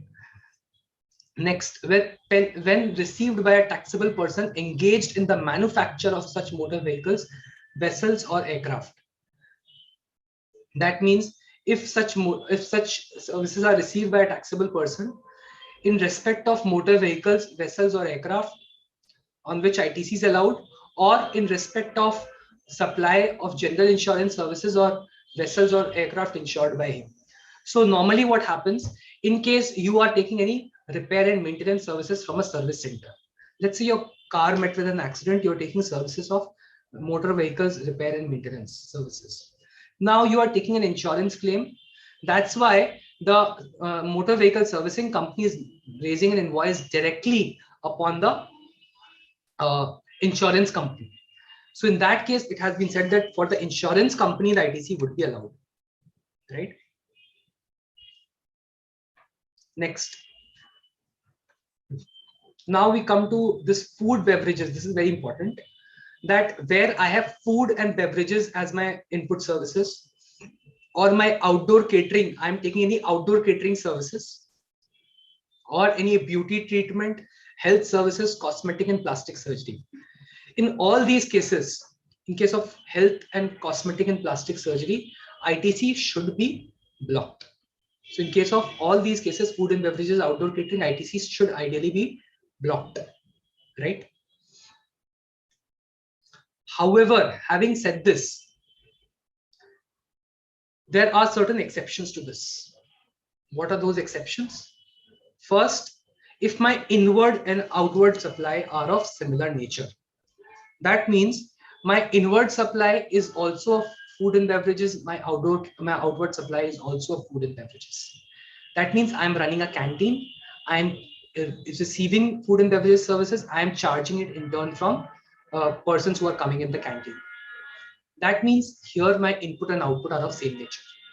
Or for a caterer, their input and output are also of same nature because they may be, let's say, outsourcing a part of their catering services to someone else. Then also they are having their ITC allowable. But the person who is receiving those food and beverages and outdoor catering services, for them ITC would be blocked. Beauty treatment, health, cosmetic and plastic surgery, in those cases also ITC is normally blocked until the outward supply is of similar nature. One more precondition under which ITC would be allowable is that if it is obligated under law.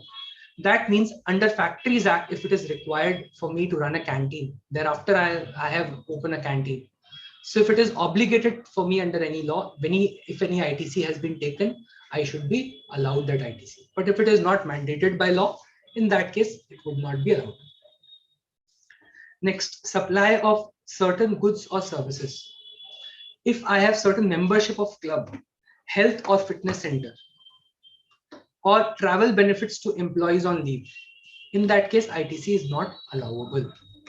So in case of club membership, any club, we're not talking about trade associations. To my mind, trade associations are not covered within club. So any membership that you take for trade associations, ITC should be allowed, to my mind. But if you're taking ITC for any club, in that case, normally the ITC would be blocked. Health and fitness center, ITC would be blocked. If any employee is getting any travel benefits, that also ITC is blocked. Next is leasing, renting or hiring of motor vehicles, except when they are used for the purposes specified therein. That means if I'm purchasing a motor vehicles, if I'm leasing, I'm renting a motor vehicles, in that case, normally ITC is blocked. Now, in which cases ITC is blocked for renting of motor vehicles? It is normally blocked for those cases where the ITC on motor vehicles itself is blocked. That means if I'm renting a motor vehicles for transportation of goods, ITC would be allowed. If I'm renting motor vehicles for transportation of persons up to 13 persons capacity, ITC is blocked. So renting of motor vehicles is also blocked. More than 13 persons, if I'm renting any motor vehicles, ITC is allowed. That means renting of ITC motor vehicles also for ITC is allowed.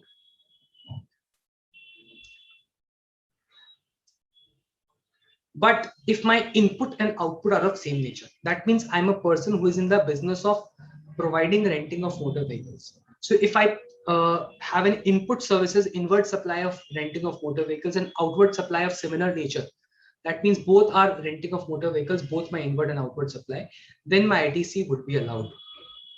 Or it is obligated under law. Let's say as per law, it has been obligated as per the relevant state rules or whatever it is obligated that the person who is the employer needs to provide renting of motor vehicles, need to provide pickup and drop facilities for their employees. In that case, also ITC would be allowed, right? Life and health insurance. As I said, for health insurance, normally ITC is blocked. But if I am obligated under any act, any law to provide health insurance to my employees, then the ITC would be allowed. Now we are talking about works contract services. If my input works contract is used for construction of immovable property, normally ITC is not available. So if my works contract services are for construction of immovable property, ITC is not available. For construction of plant and machinery and for further supply of works contract, ITC would be available. So basically what I would want to explain here is that in a very simple language, if I'm a person who is building my own construction and having my own construction of factory or building or anything of that sort, normally ITC is blocked. But if I am installing a plant and machinery which may be immovable, ITC is allowed. Or let us say I am a person who is a developer, I am taking services of a contractor and thereafter providing output services as construction. That means my inward and outward supply both are of works contract. Then also ITC is allowed, right? Now they have defined construction to include whatever is capitalized. So any reconstruction, renovation, addition or alteration or repairs to the extent of capitalization. So if I've capitalized something, then only it would fall under construction. If I have not capitalized it, is not under construction, so ITC is not blocked. Plant and machinery, how have they defined it? Plant and machinery means equipment, apparatus, machinery, telecom tower fixed to earth by foundation or structural support, and include such foundation and structural support, but excludes land, building or other civil structure, telecom towers and pipelines laid outside factory premises. So anything which is fixed to earth by foundation or structural support would be included here. Anything which is fixed to earth, right? And even the foundation or structural support itself would also be included. So even that support which is being provided would also be included here, right?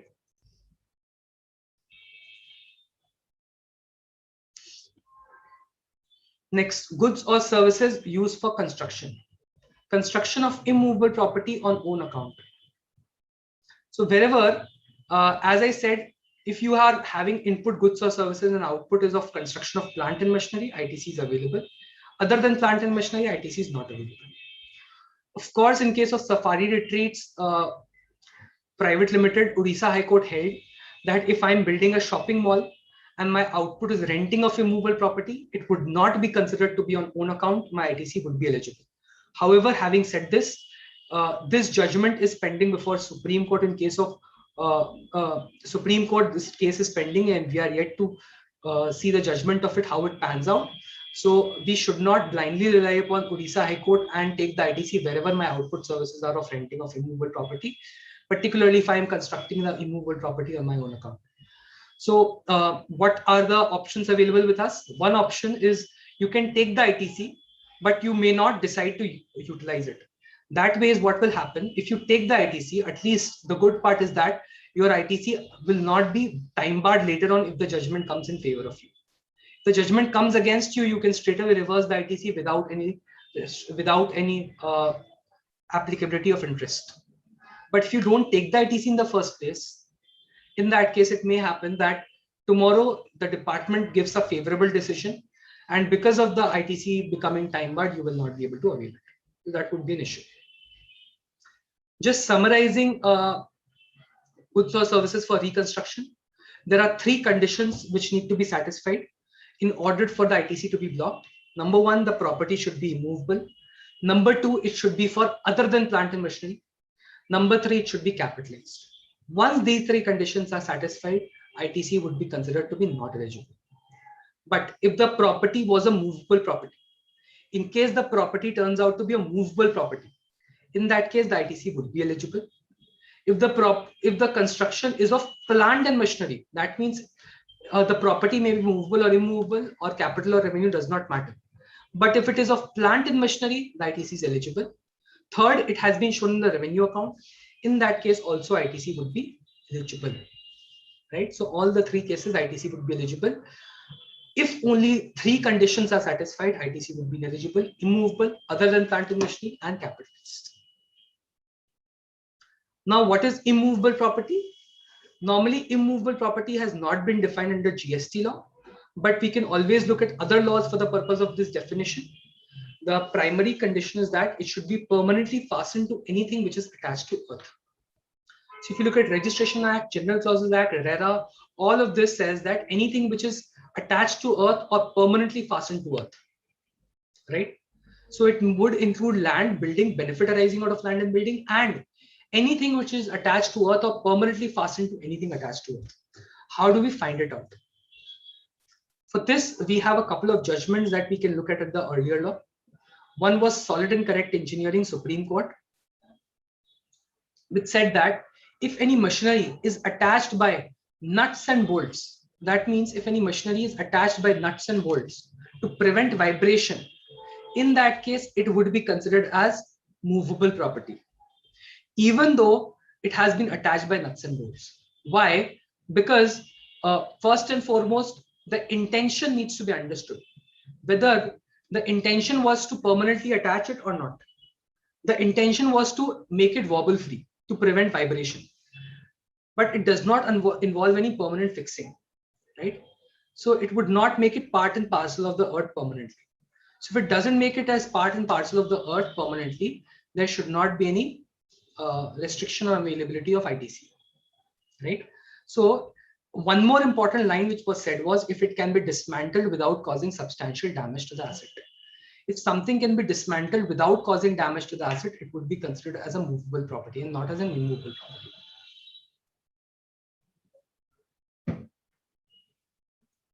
So if any property can be dismantled and there would not be any substantial damage to the asset, then it is considered as movable property. But if there is substantial damage which may occur to the property, it would be considered as a movable property.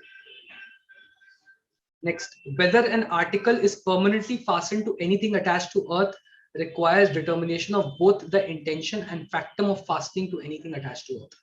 So it requires a determination of the intention and the fact whether it has been attached to anything to earth.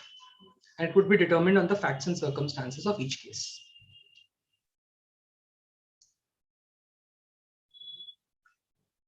Now, let's understand the meaning of plant. Plant, here, difference between plant and building.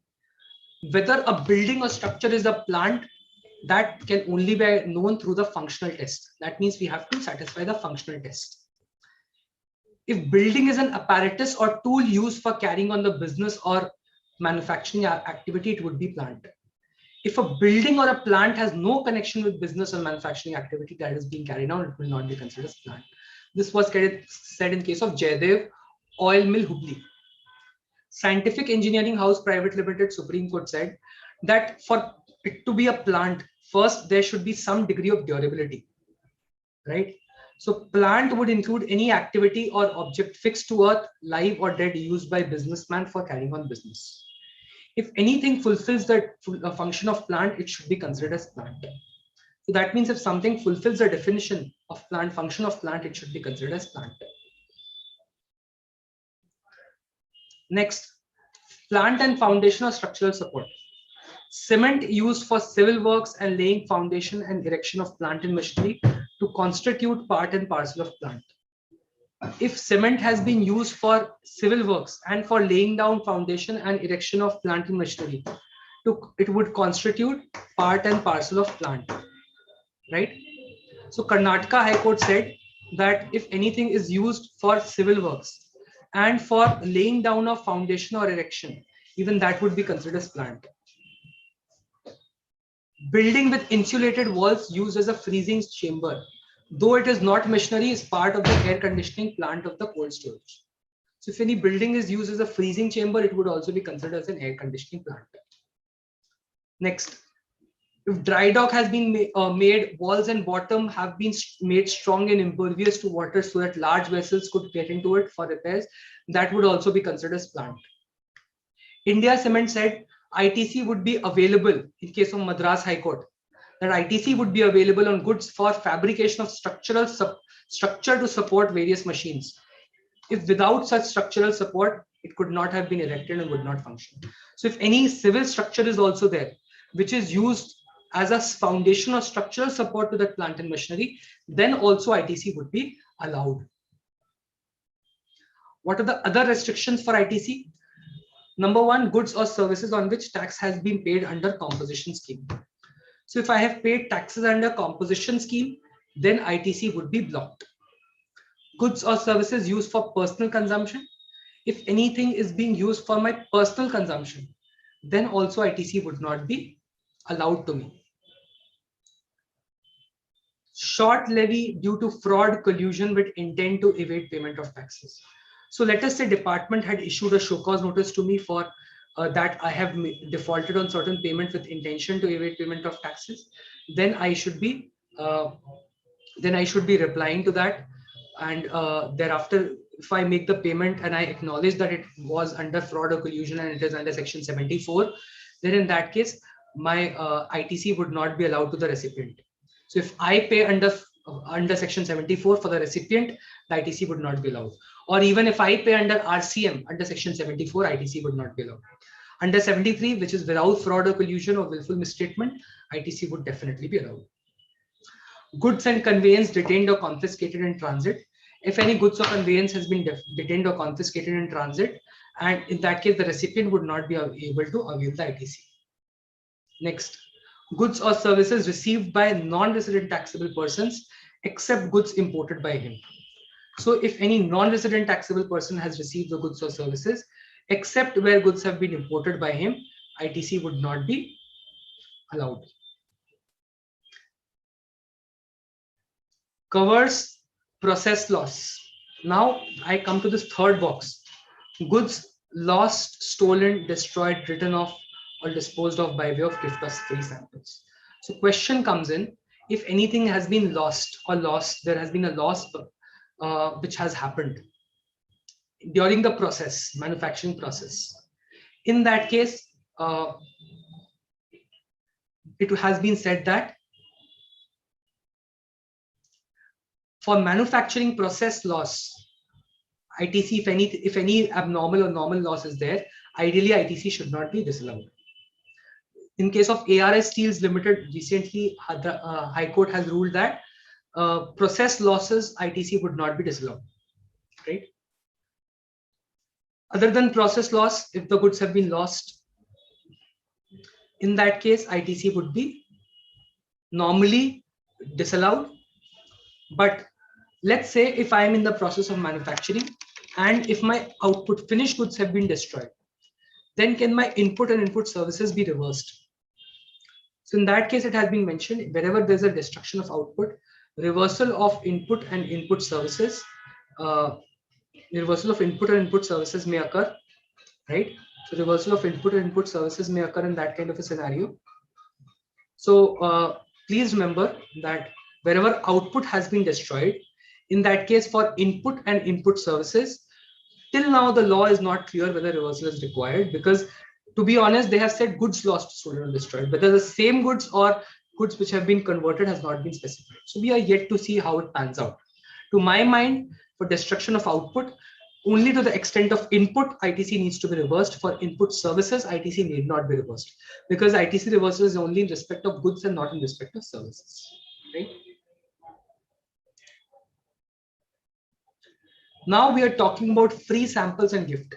Please note, in the last slide we had said that if any goods have been disposed of by way of gift of free samples also, ITC is not allowed. Let's now try and understand this. Let's try and understand the issuance of free samples and gifts. So we are clear that 17.5 says that any goods which have been disposed of by way of gift of free samples, ITC is not allowed. So Schedule 1, on the other hand, says permanent transfer or disposal of business asset where ITC has been availed. So if there is any permanent transfer or disposal of business asset on which ITC had been availed, in that case, it would be treated as a Schedule 1 supply, right? So it would be treated as a Schedule 1 supply, correct? So condition is that ITC should have been availed. Now, if I have, let's say, taken a lot of distributors get gifts of free samples and thereafter they distribute it to their retailers. Now, if they have availed ITC on the gift or the free samples that they have taken, in that case, their output would also be taxable. But if they have not availed ITC on their gift of free samples on their input side, their output side, it would not be considered a Schedule 1 supply. ITC would not be required to be reversed. So either I avail ITC and show output taxes, or I don't avail ITC and don't show output taxes, right? Circular number 92, if you look at it, it said very clearly, if you have supplies provided free of cost would not be considered as a supply except it falls under Schedule 1. Where distribution of gifts of free samples falls within Schedule 1, supplier would be eligible to avail the ITC. So supplier would be eligible to avail the ITC if it falls within Schedule 1. If it falls within Schedule 1, that means I can avail the ITC. If I'm not availing the ITC, considering it to be blocked, then obviously my output taxes I don't need to pay. Having said this, if supply has been made to distinct persons or related persons, in that case, the precondition that ITC should have been availed is not there in Schedule 1. So even if I have given certain gifts of free samples under Schedule 1 to related persons or distinct persons in the course of furtherance of business, it may be subject to tax under Schedule 1 supply without consideration, right? Next, we are talking about gifts. Now we've discussed free samples. Let's talk about gifts. Let us say, first of all, that if I have given anything out of contractual obligation, that means I had said to my distributor, if you fulfill 1 crore rupees of turnover from my side, I'll give you, let's say 2 lakh rupees discount, or rather I would give you a gift worth rupees 2 lakh rupees. Now I have given him a gift of 2 lakh rupees. Will that gift entail reversal of ITC for me? Will that be considered as blocked ITC?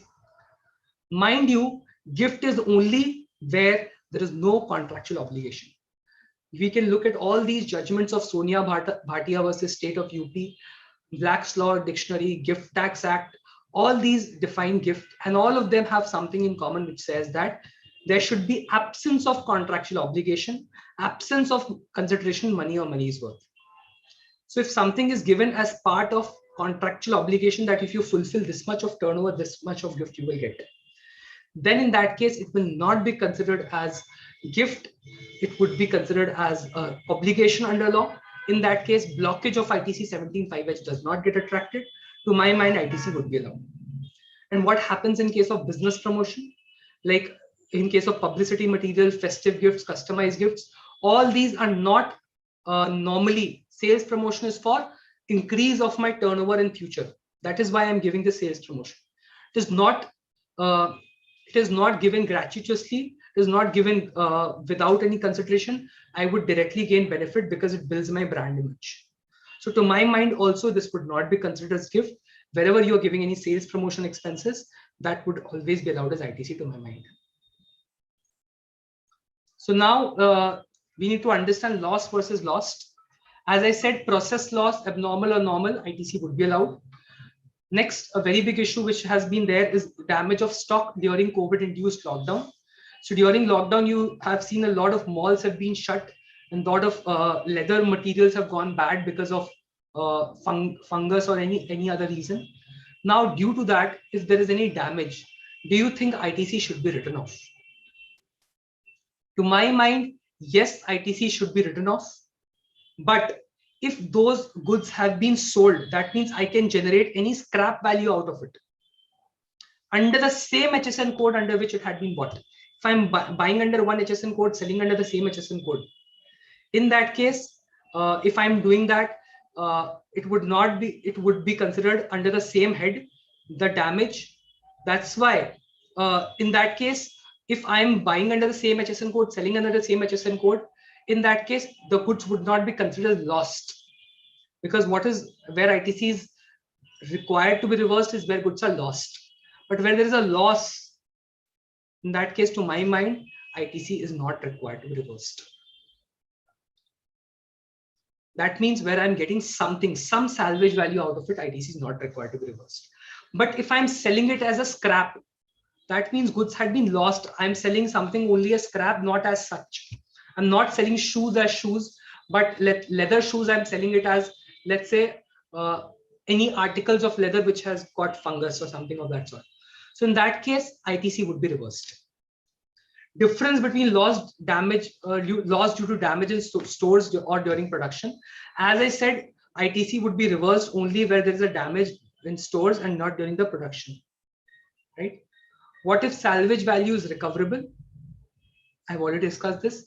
Insurance claim received, does it change the answer? To my mind, insurance claim, whether or not it is received, the answer does not change. Now we come to ITC under special circumstances. First, Shubham, yes, sir. Go back to the previous slide, na? Yes, sir. No, insurance claim. Right, sir. Insurance claim received. Right. So, what is your take on this? So, to my mind, whether insurance claim is received or not, I mean, the answer would remain the same. If my output, let's say, if I'm able to sell that only, if I have any salvage value under the same HSN code, then I can always take the ITC. But if I'm only getting salvage value in the form of scrap under a different HSN code, in that case, ITC would not be allowed. Whether or not insurance claim is received in this case would not change my answer. So that's what my humble view is. Yeah. Now, insurance claim that is received it is being shown as any other income you will show in the P&L account, or you will adjust it against the stock, sir? How do you do that? Sir, I would show it as any other income, but I would treat it as any other income, but I usually try to interpret insurance claim received as actionable claim, because I always treat. Yes, sir, please.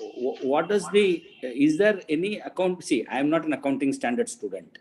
Okay. So is there any standard which says that this claim received should be adjusted against that stock value, salvage, all those stuff, or it should be, it is clearly shown that it should be shown as other income? Sir, to be honest, even accounting standards, I would have to have a very close look into it. The members who are attending this, please note this point, because when you are filing this GSTR 3B and GSTR 1, this particular amount which is received and which is shown reflecting the financial statement will have an impact, and also in your annual return. So how we need to treat it has to be finalized with respect to what is the requirement of the accounting standard. If any member has any knowledge of, member will be having certainly knowledge, you can maybe post it in the query or the chat box wherever it is possible, and let us find a solution for this. Maybe after the session. I know Shubham is handling it very well. So I'm also quietly learning from this session. Thank you, Shubham, sir. Please continue. Very kind of you to say that, sir. Thank you.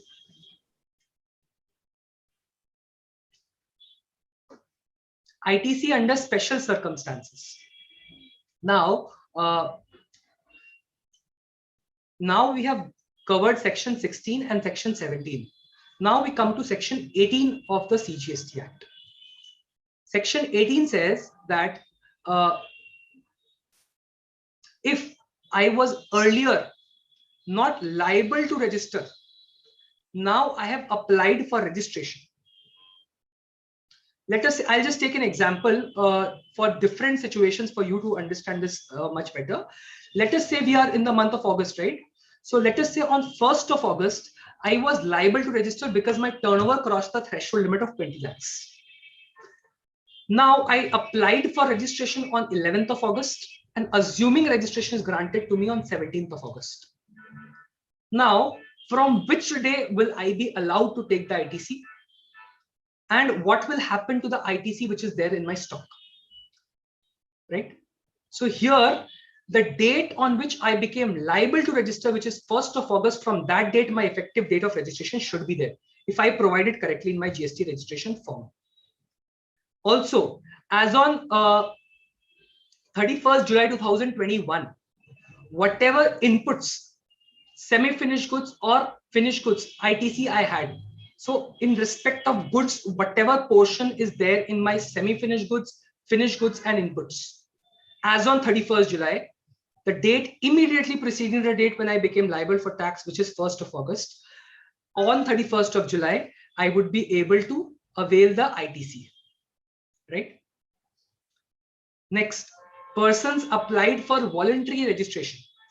Now, assuming I was liable to register on 1st of July, but rather I did not apply for registration at that time. Now I am applying today, 11th of August. In that case, law, what it says is that you will not be given effective date of registration from 1st of July. You would be given from the date of voluntary registration. That means when you are actually getting the registration. So example, if I apply 11th today, I get registration on 17th August. On 16th August, whatever stock I am holding in my input semi-finished goods and finished goods, I would be able to take the ITC, right? Also, if I was not liable to register, my turnover never crossed 20 lakhs, I did not breach any other reason for registration under any other law, still I applied for voluntary registration. Then also the date when the voluntary registration has been granted to me, the date immediately preceding that date, I should be looking at the ITC. Next, exemption or composition to normal scheme. Wherever I have converted from exemption or composition to normal scheme, in that case, ITC available on inputs, semi-finished goods or finished goods. So we are looking at three things: inputs, semi-finished goods or finished goods, on the date immediately preceding the date on which a person became liable to tax under normal scheme. So let's say I was earlier, my goods were earlier under exempt category. Now, let's say from 1st of August, it has become taxable. Or I was under composition scheme as on 1st of August up to 31st of July. From 1st of August, my turnover breach the threshold limit of 1.5 CR for composition. Now I want to go to normal scheme, or I'm going to normal scheme. Now in this case, from 1st of August, what I need to do is whatever ITC I'm having in my semi-finished goods, finished goods or inputs, or capital goods minus 5% per quarter. So capital goods is minus 5% per quarter means, let's say I had bought certain capital goods 2 years back. Let's say I had bought it in April 2020. Let's say I bought it in April 2019. And I had taken ITC worth rupees 1 lakh on those capital goods at that time. Or rather, I had at that time, since I was under exempt scheme, let's say I did not take ITC of 1 lakh, but ITC of 1 lakh should have been taken by me had I been under normal scheme. Because I was under composition or I was exempt, I could not take ITC of 1 lakh on the capital goods, right? During April 2019, I had bought those capital goods. Now, from let's say April 2021, 1st April 2021, I am moving to normal scheme. Now, for how many quarters have I used those capital goods? 4 quarters in a year, 2 years. That means for 8 quarters, I have already used those capital goods. 5% per quarter means 40%. 40% would be considered as if I have already used those capital goods. Out of 1 lakh rupees, 40,000 rupees would be deemed to have been used. So if I am converting to normal scheme from 1st April 2021, I would be taking ITC only of 60,000 rupees. 1 lakh minus 40,000, which is 60,000. I would be only able to take the ITC of that, right? Next, ITC to be taken within 1 year from the date of issue of invoice. Mind you, wherever you are taking this kind of ITC under special circumstances, you can only take ITC within 1 year. That means if you're taking ITC as on 1st April, you cannot go beyond 1st April 2020. So if you're taking ITC on 1st April 2021, you cannot go beyond 1st April 2020. This is one of the preconditions for taking ITC under this scheme, right? So this is the special circumstance that we need to remember for taking ITC. And how do we take this ITC? Should we take it in 3B? No. We have a special form for it, which is ITC 01. ITC 01 is a special form which has been provided by the government, wherein within 30 days of availing the ITC, I should be giving the declaration in ITC 01 as to how much was my stock and how much ITC I'm availing before the date of registration or before the date of moving from exemption to normal scheme, how much ITC I'm having. Of course, if the ITC is more than 2 lakh rupees, the declaration needs to be certified by a CA or CS that what is the exact amount of ITC which is being taken. So the CA needs to certify that. And ITC is to be verified with the details furnished by the supplier in GSTR1.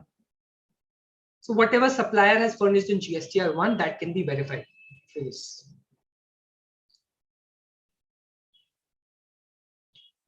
Change in constitution of taxable person.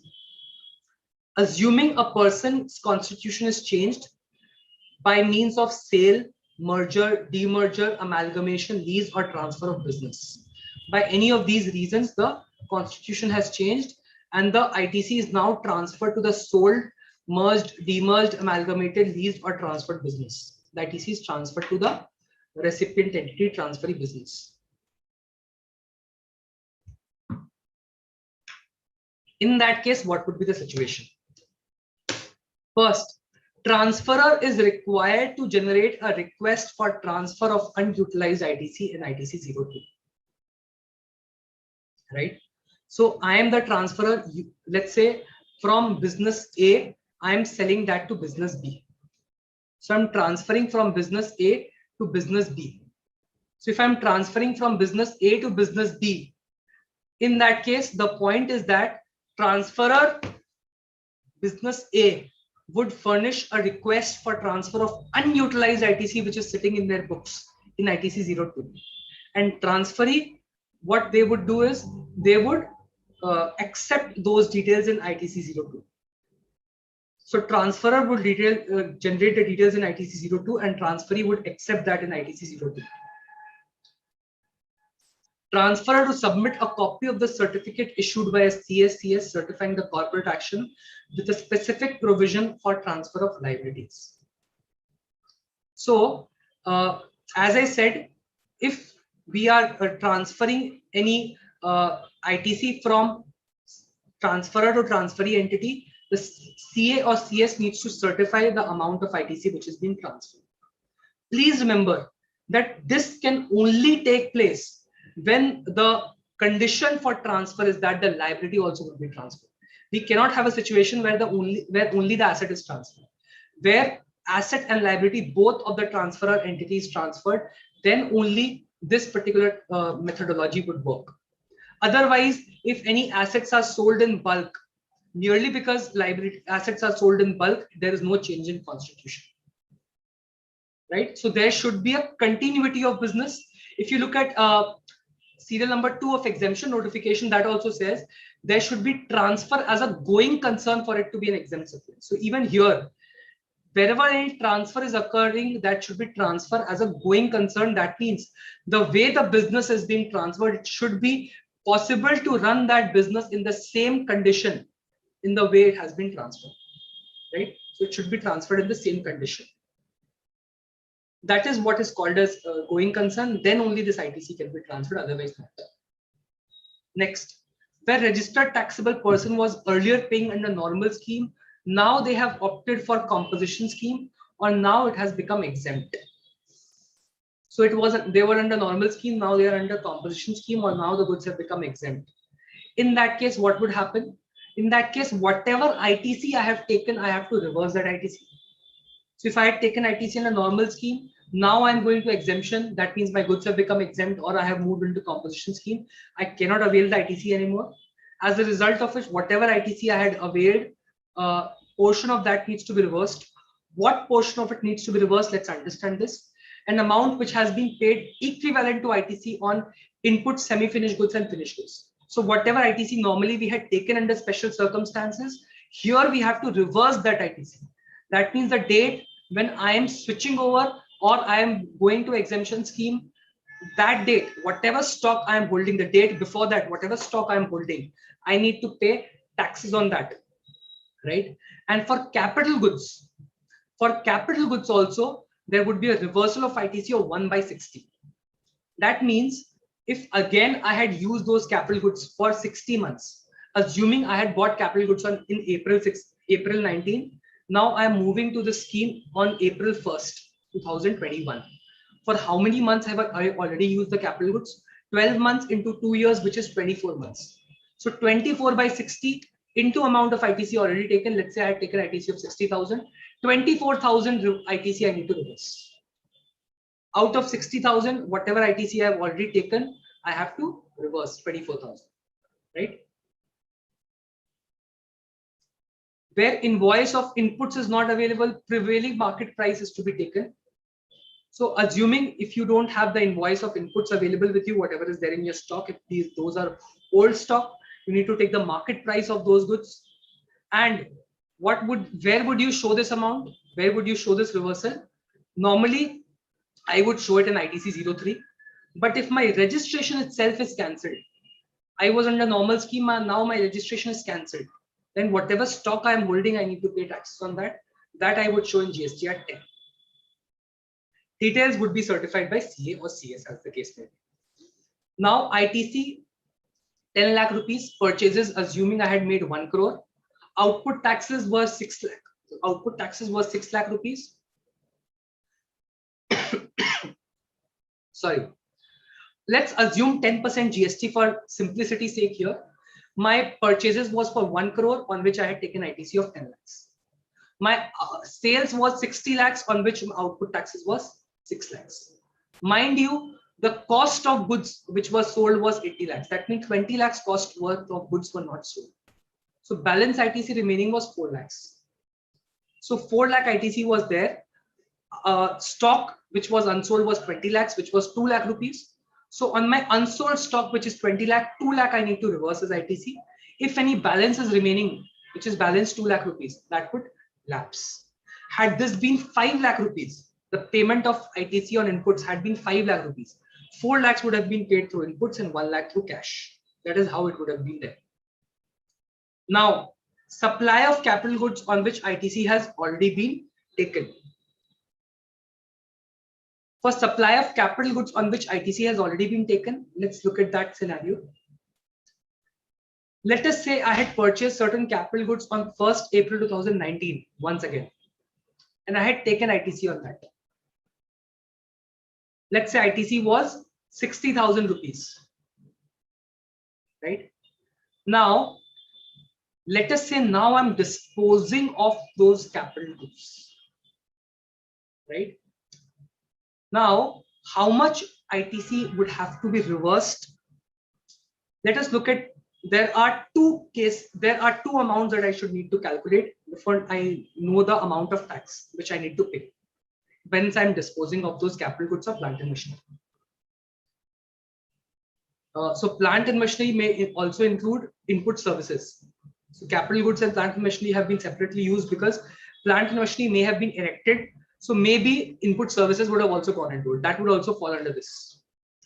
So let us say, as I said, 60,000 was the ITC which I have taken. For 2 years, 5% per quarter if I take, 40% was the ITC, which was 24,000 rupees.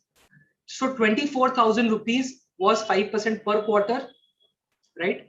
So in other words, 5% into 4 into 2, which is 40%. That means 36,000 is the balance ITC which is there. 24,000 would be deemed to be used. 36,000 would be the balance ITC. And transaction value. Let us say that tax, if I sell those at the market value, the tax comes out today as 40,000 rupees. Then I should be declaring higher of 36,000 or 40,000, which would be 40,000. Or for that matter, let's say the transaction value or the tax which was coming was 30,000 rupees. And ITC availed minus 5% was 36,000. Then I need to pay higher of these two, which is 36,000. Mind you, when we are talking about molds and dies, jigs and fixtures, refractory bricks, in those cases, only the transaction value is applicable, right?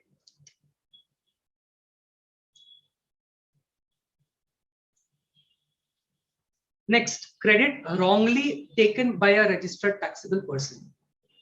If a person wrongly takes a credit under a wrong head, in that case, it can be recovered from that taxable person, which can be prescribed as per the manner in the law. So if I take wrong, let us say I take the taxes under the wrong, I wrongly take higher taxes. In that case, those taxes can be recoverable from me, which has been prescribed as per law. Now let us understand distribution of ITC by input service distributor, section 19. So if ISD and recipient of credit are in different states, let's take an example for easier understanding. In Tamil Nadu, let us say I have a head office which is in Chennai, right? Now I have a branch office in Erode, and I also have branch offices in Delhi, Mumbai, and Kolkata, right? But the head office is in Chennai. Chennai office is managing all these offices. So to the extent Chennai office is managing the Erode office, which is in the same state, which is Tamil Nadu, CGST would be distributed as CGST.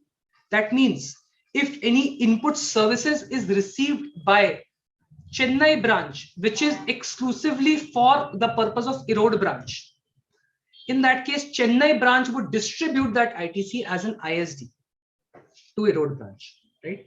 So CGST would be distributed as CGST, SGST as SGST, IGST as IGST. So in the same state, since they are there, they would be distributed under the same head. CSI, if it was received by Chennai branch, that would be distributed as CSI. But now when Chennai branch is distributing the credit to all the other branches of Delhi, Mumbai, Kolkata, in that case, the Chennai branch would charge in, if they had certain input CGST, they want to distribute that. That would be distributed as IGST, SGST as IGST, and IGST also as IGST. So Chennai branch, since they are transferring the credit to all the other states, they would have to transfer it in the form of IGST. Next, ITC available for distribution to be distributed in the same month. Normally, if July month ITC is there, I should be distributing that ITC in the very same month. Eligible and ineligible ITC are to be distributed separately. So mind you, when we are talking about eligible ITC and ineligible ITC, if, as I said, Chennai branch has both eligible and ineligible ITC, in that case, both are to be distributed separately. CGST, SGST, IGST, UTGST would also be distributed separately, right? Credit can be distributed against an invoice or document issued by ISD to each recipient. So as I said, Chennai branch would be distributing ITC through an invoice issued by ISD. So ISD invoice needs to be issued by Chennai branch for each of the branches, for Delhi, Mumbai, Kolkata, and Erode branch, all these cases. Next, amount of credit distributed should not exceed the amount of credit available for distribution. So whatever credit is available for distribution, the actual credit being distributed should not exceed that. Next, credit of tax paid on inputs attributable to a recipient should be given only to that recipient. So let us say if any ITC is, as I said, attributable to only Erode branch, in that case, Chennai branch would not distribute it to all the branches, rather it would exclusively distribute it to Erode branch. If it is exclusively to Mumbai, it would be exclusively be distributing it to Mumbai branch. Next, credit of tax paid on inputs attributable to many recipients would be distributed on pro rata amongst such recipients only to whom the input is attributable on the basis of turnover during the relevant period. So let us say if any input is attributable to multiple recipients, in that case, it would be distributed to multiple recipients. So that means if any credit is attributable to more than one recipient, it would be distributed on a pro rata basis, right? For example, if recipients have turnover in their states in the financial year preceding the year during which credit is to be distributed, what I mean to say is, let us say, what is the basis for distribution of credit, which is pro rata turnover. So if we talk about 2021-22, in this year we have to distribute the credit. What is the basis? So they are saying in the last financial year 2021, if all the states or all the branches had turnover, in that case, I would take last year's turnover as the cost driver or the basis for distributing the pro rata credit. However, if some or all the recipients don't have turnover in their states preceding the year in which credit is to be distributed, relevant period will be the last quarter for which the details of turnover are available previous to the month in which credit is distributed, right? So let's say in the month of August, I am trying to distribute credit, but let us say Bombay branch did not have any turnover. It's a newly opened branch. In the last year, it did not have any turnover. So they are saying you should distribute the turnover on the basis of last quarter's turnover, which is April to June quarter. You should distribute the credit based on that. This is what has been prescribed here, right? With this, we come to the concept, come to the end of the concept of ISD also, right?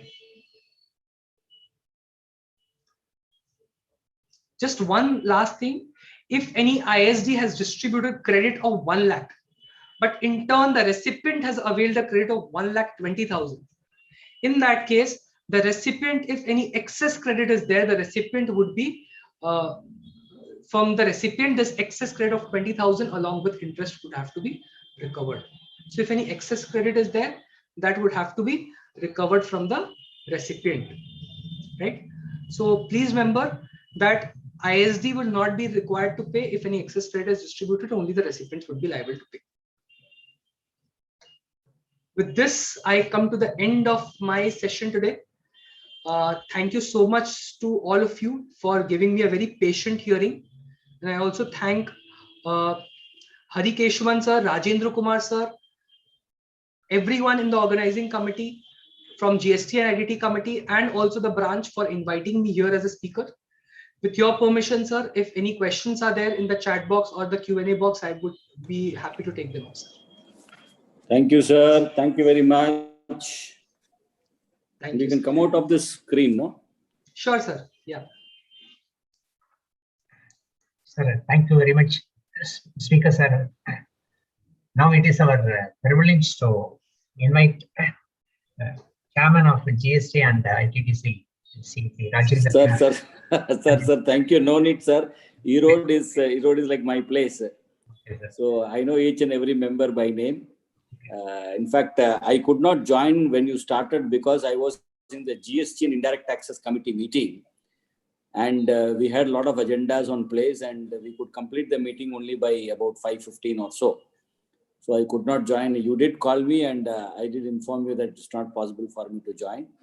But session is more important. Chairman GST and Indirect Taxes Committee coming in is not that important.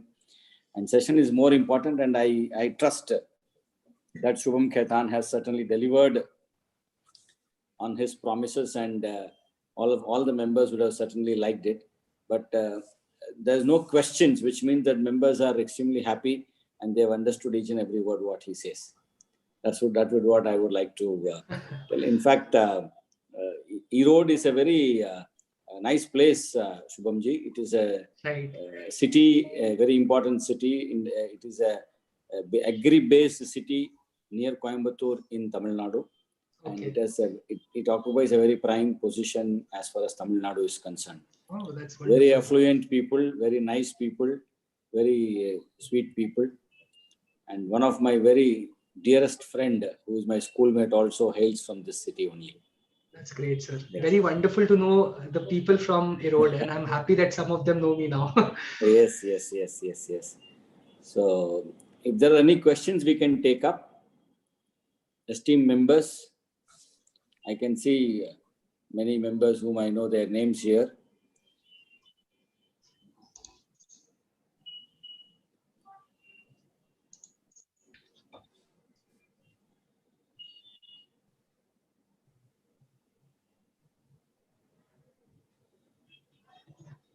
Yeah, Krishna Kumar is asking a question. Okay. Goods purchased were sent to customer in the same vehicle with a due e-waybill. Department says goods were not received and ITC not eligible. How to prove the same? Department says goods were not received and ITC not eligible. Goods purchased were sent to the customer in the same vehicle with due e-waybill. In fact, if it is the contention of the department that the goods are not received and ITC not eligible, you need to see whether the goods purchased were sent to the customer, which means that the vehicle did not pass through the toll gate also. Okay. Now, ITC is for whom? The customer or the person who purchased the goods?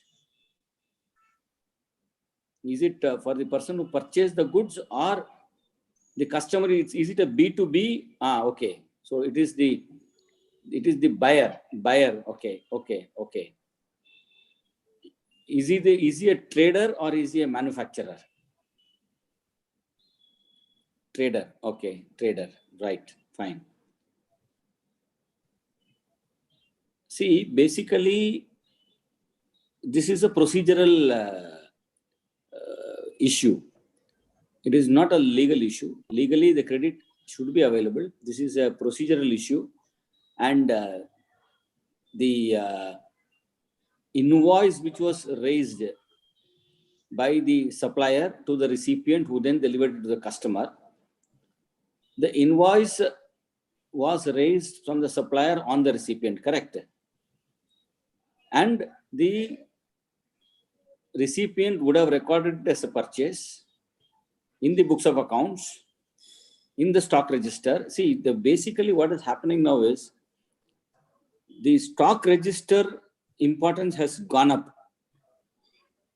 It is akin to the central excise era when I think the stock register at that time was RT12, if I'm not wrong. That is the stock register, and or RG1, I think some register was there. which was the stock registered in the excise days. So the trader has to prove that he has entered it in the stock and then shown it as an exit, even though the goods have been directly sent from the buyer to the customer. That is the only way possible. Or a communication can be shown that this was the instruction given and the goods were directly sent to the customer from the supplier's premises. That is my view, sir. Any other view, Khaitan, Shubham, you are having? No, sir, absolutely. What you're saying is absolutely correct. Most important things are the books and accounts of how they are being recorded, whether the transactions are, because this is basically a fact-oriented matter, Yes. more than a legal issue, as to how do we prove it and how do we represent it to the department, stating that this is a factual position.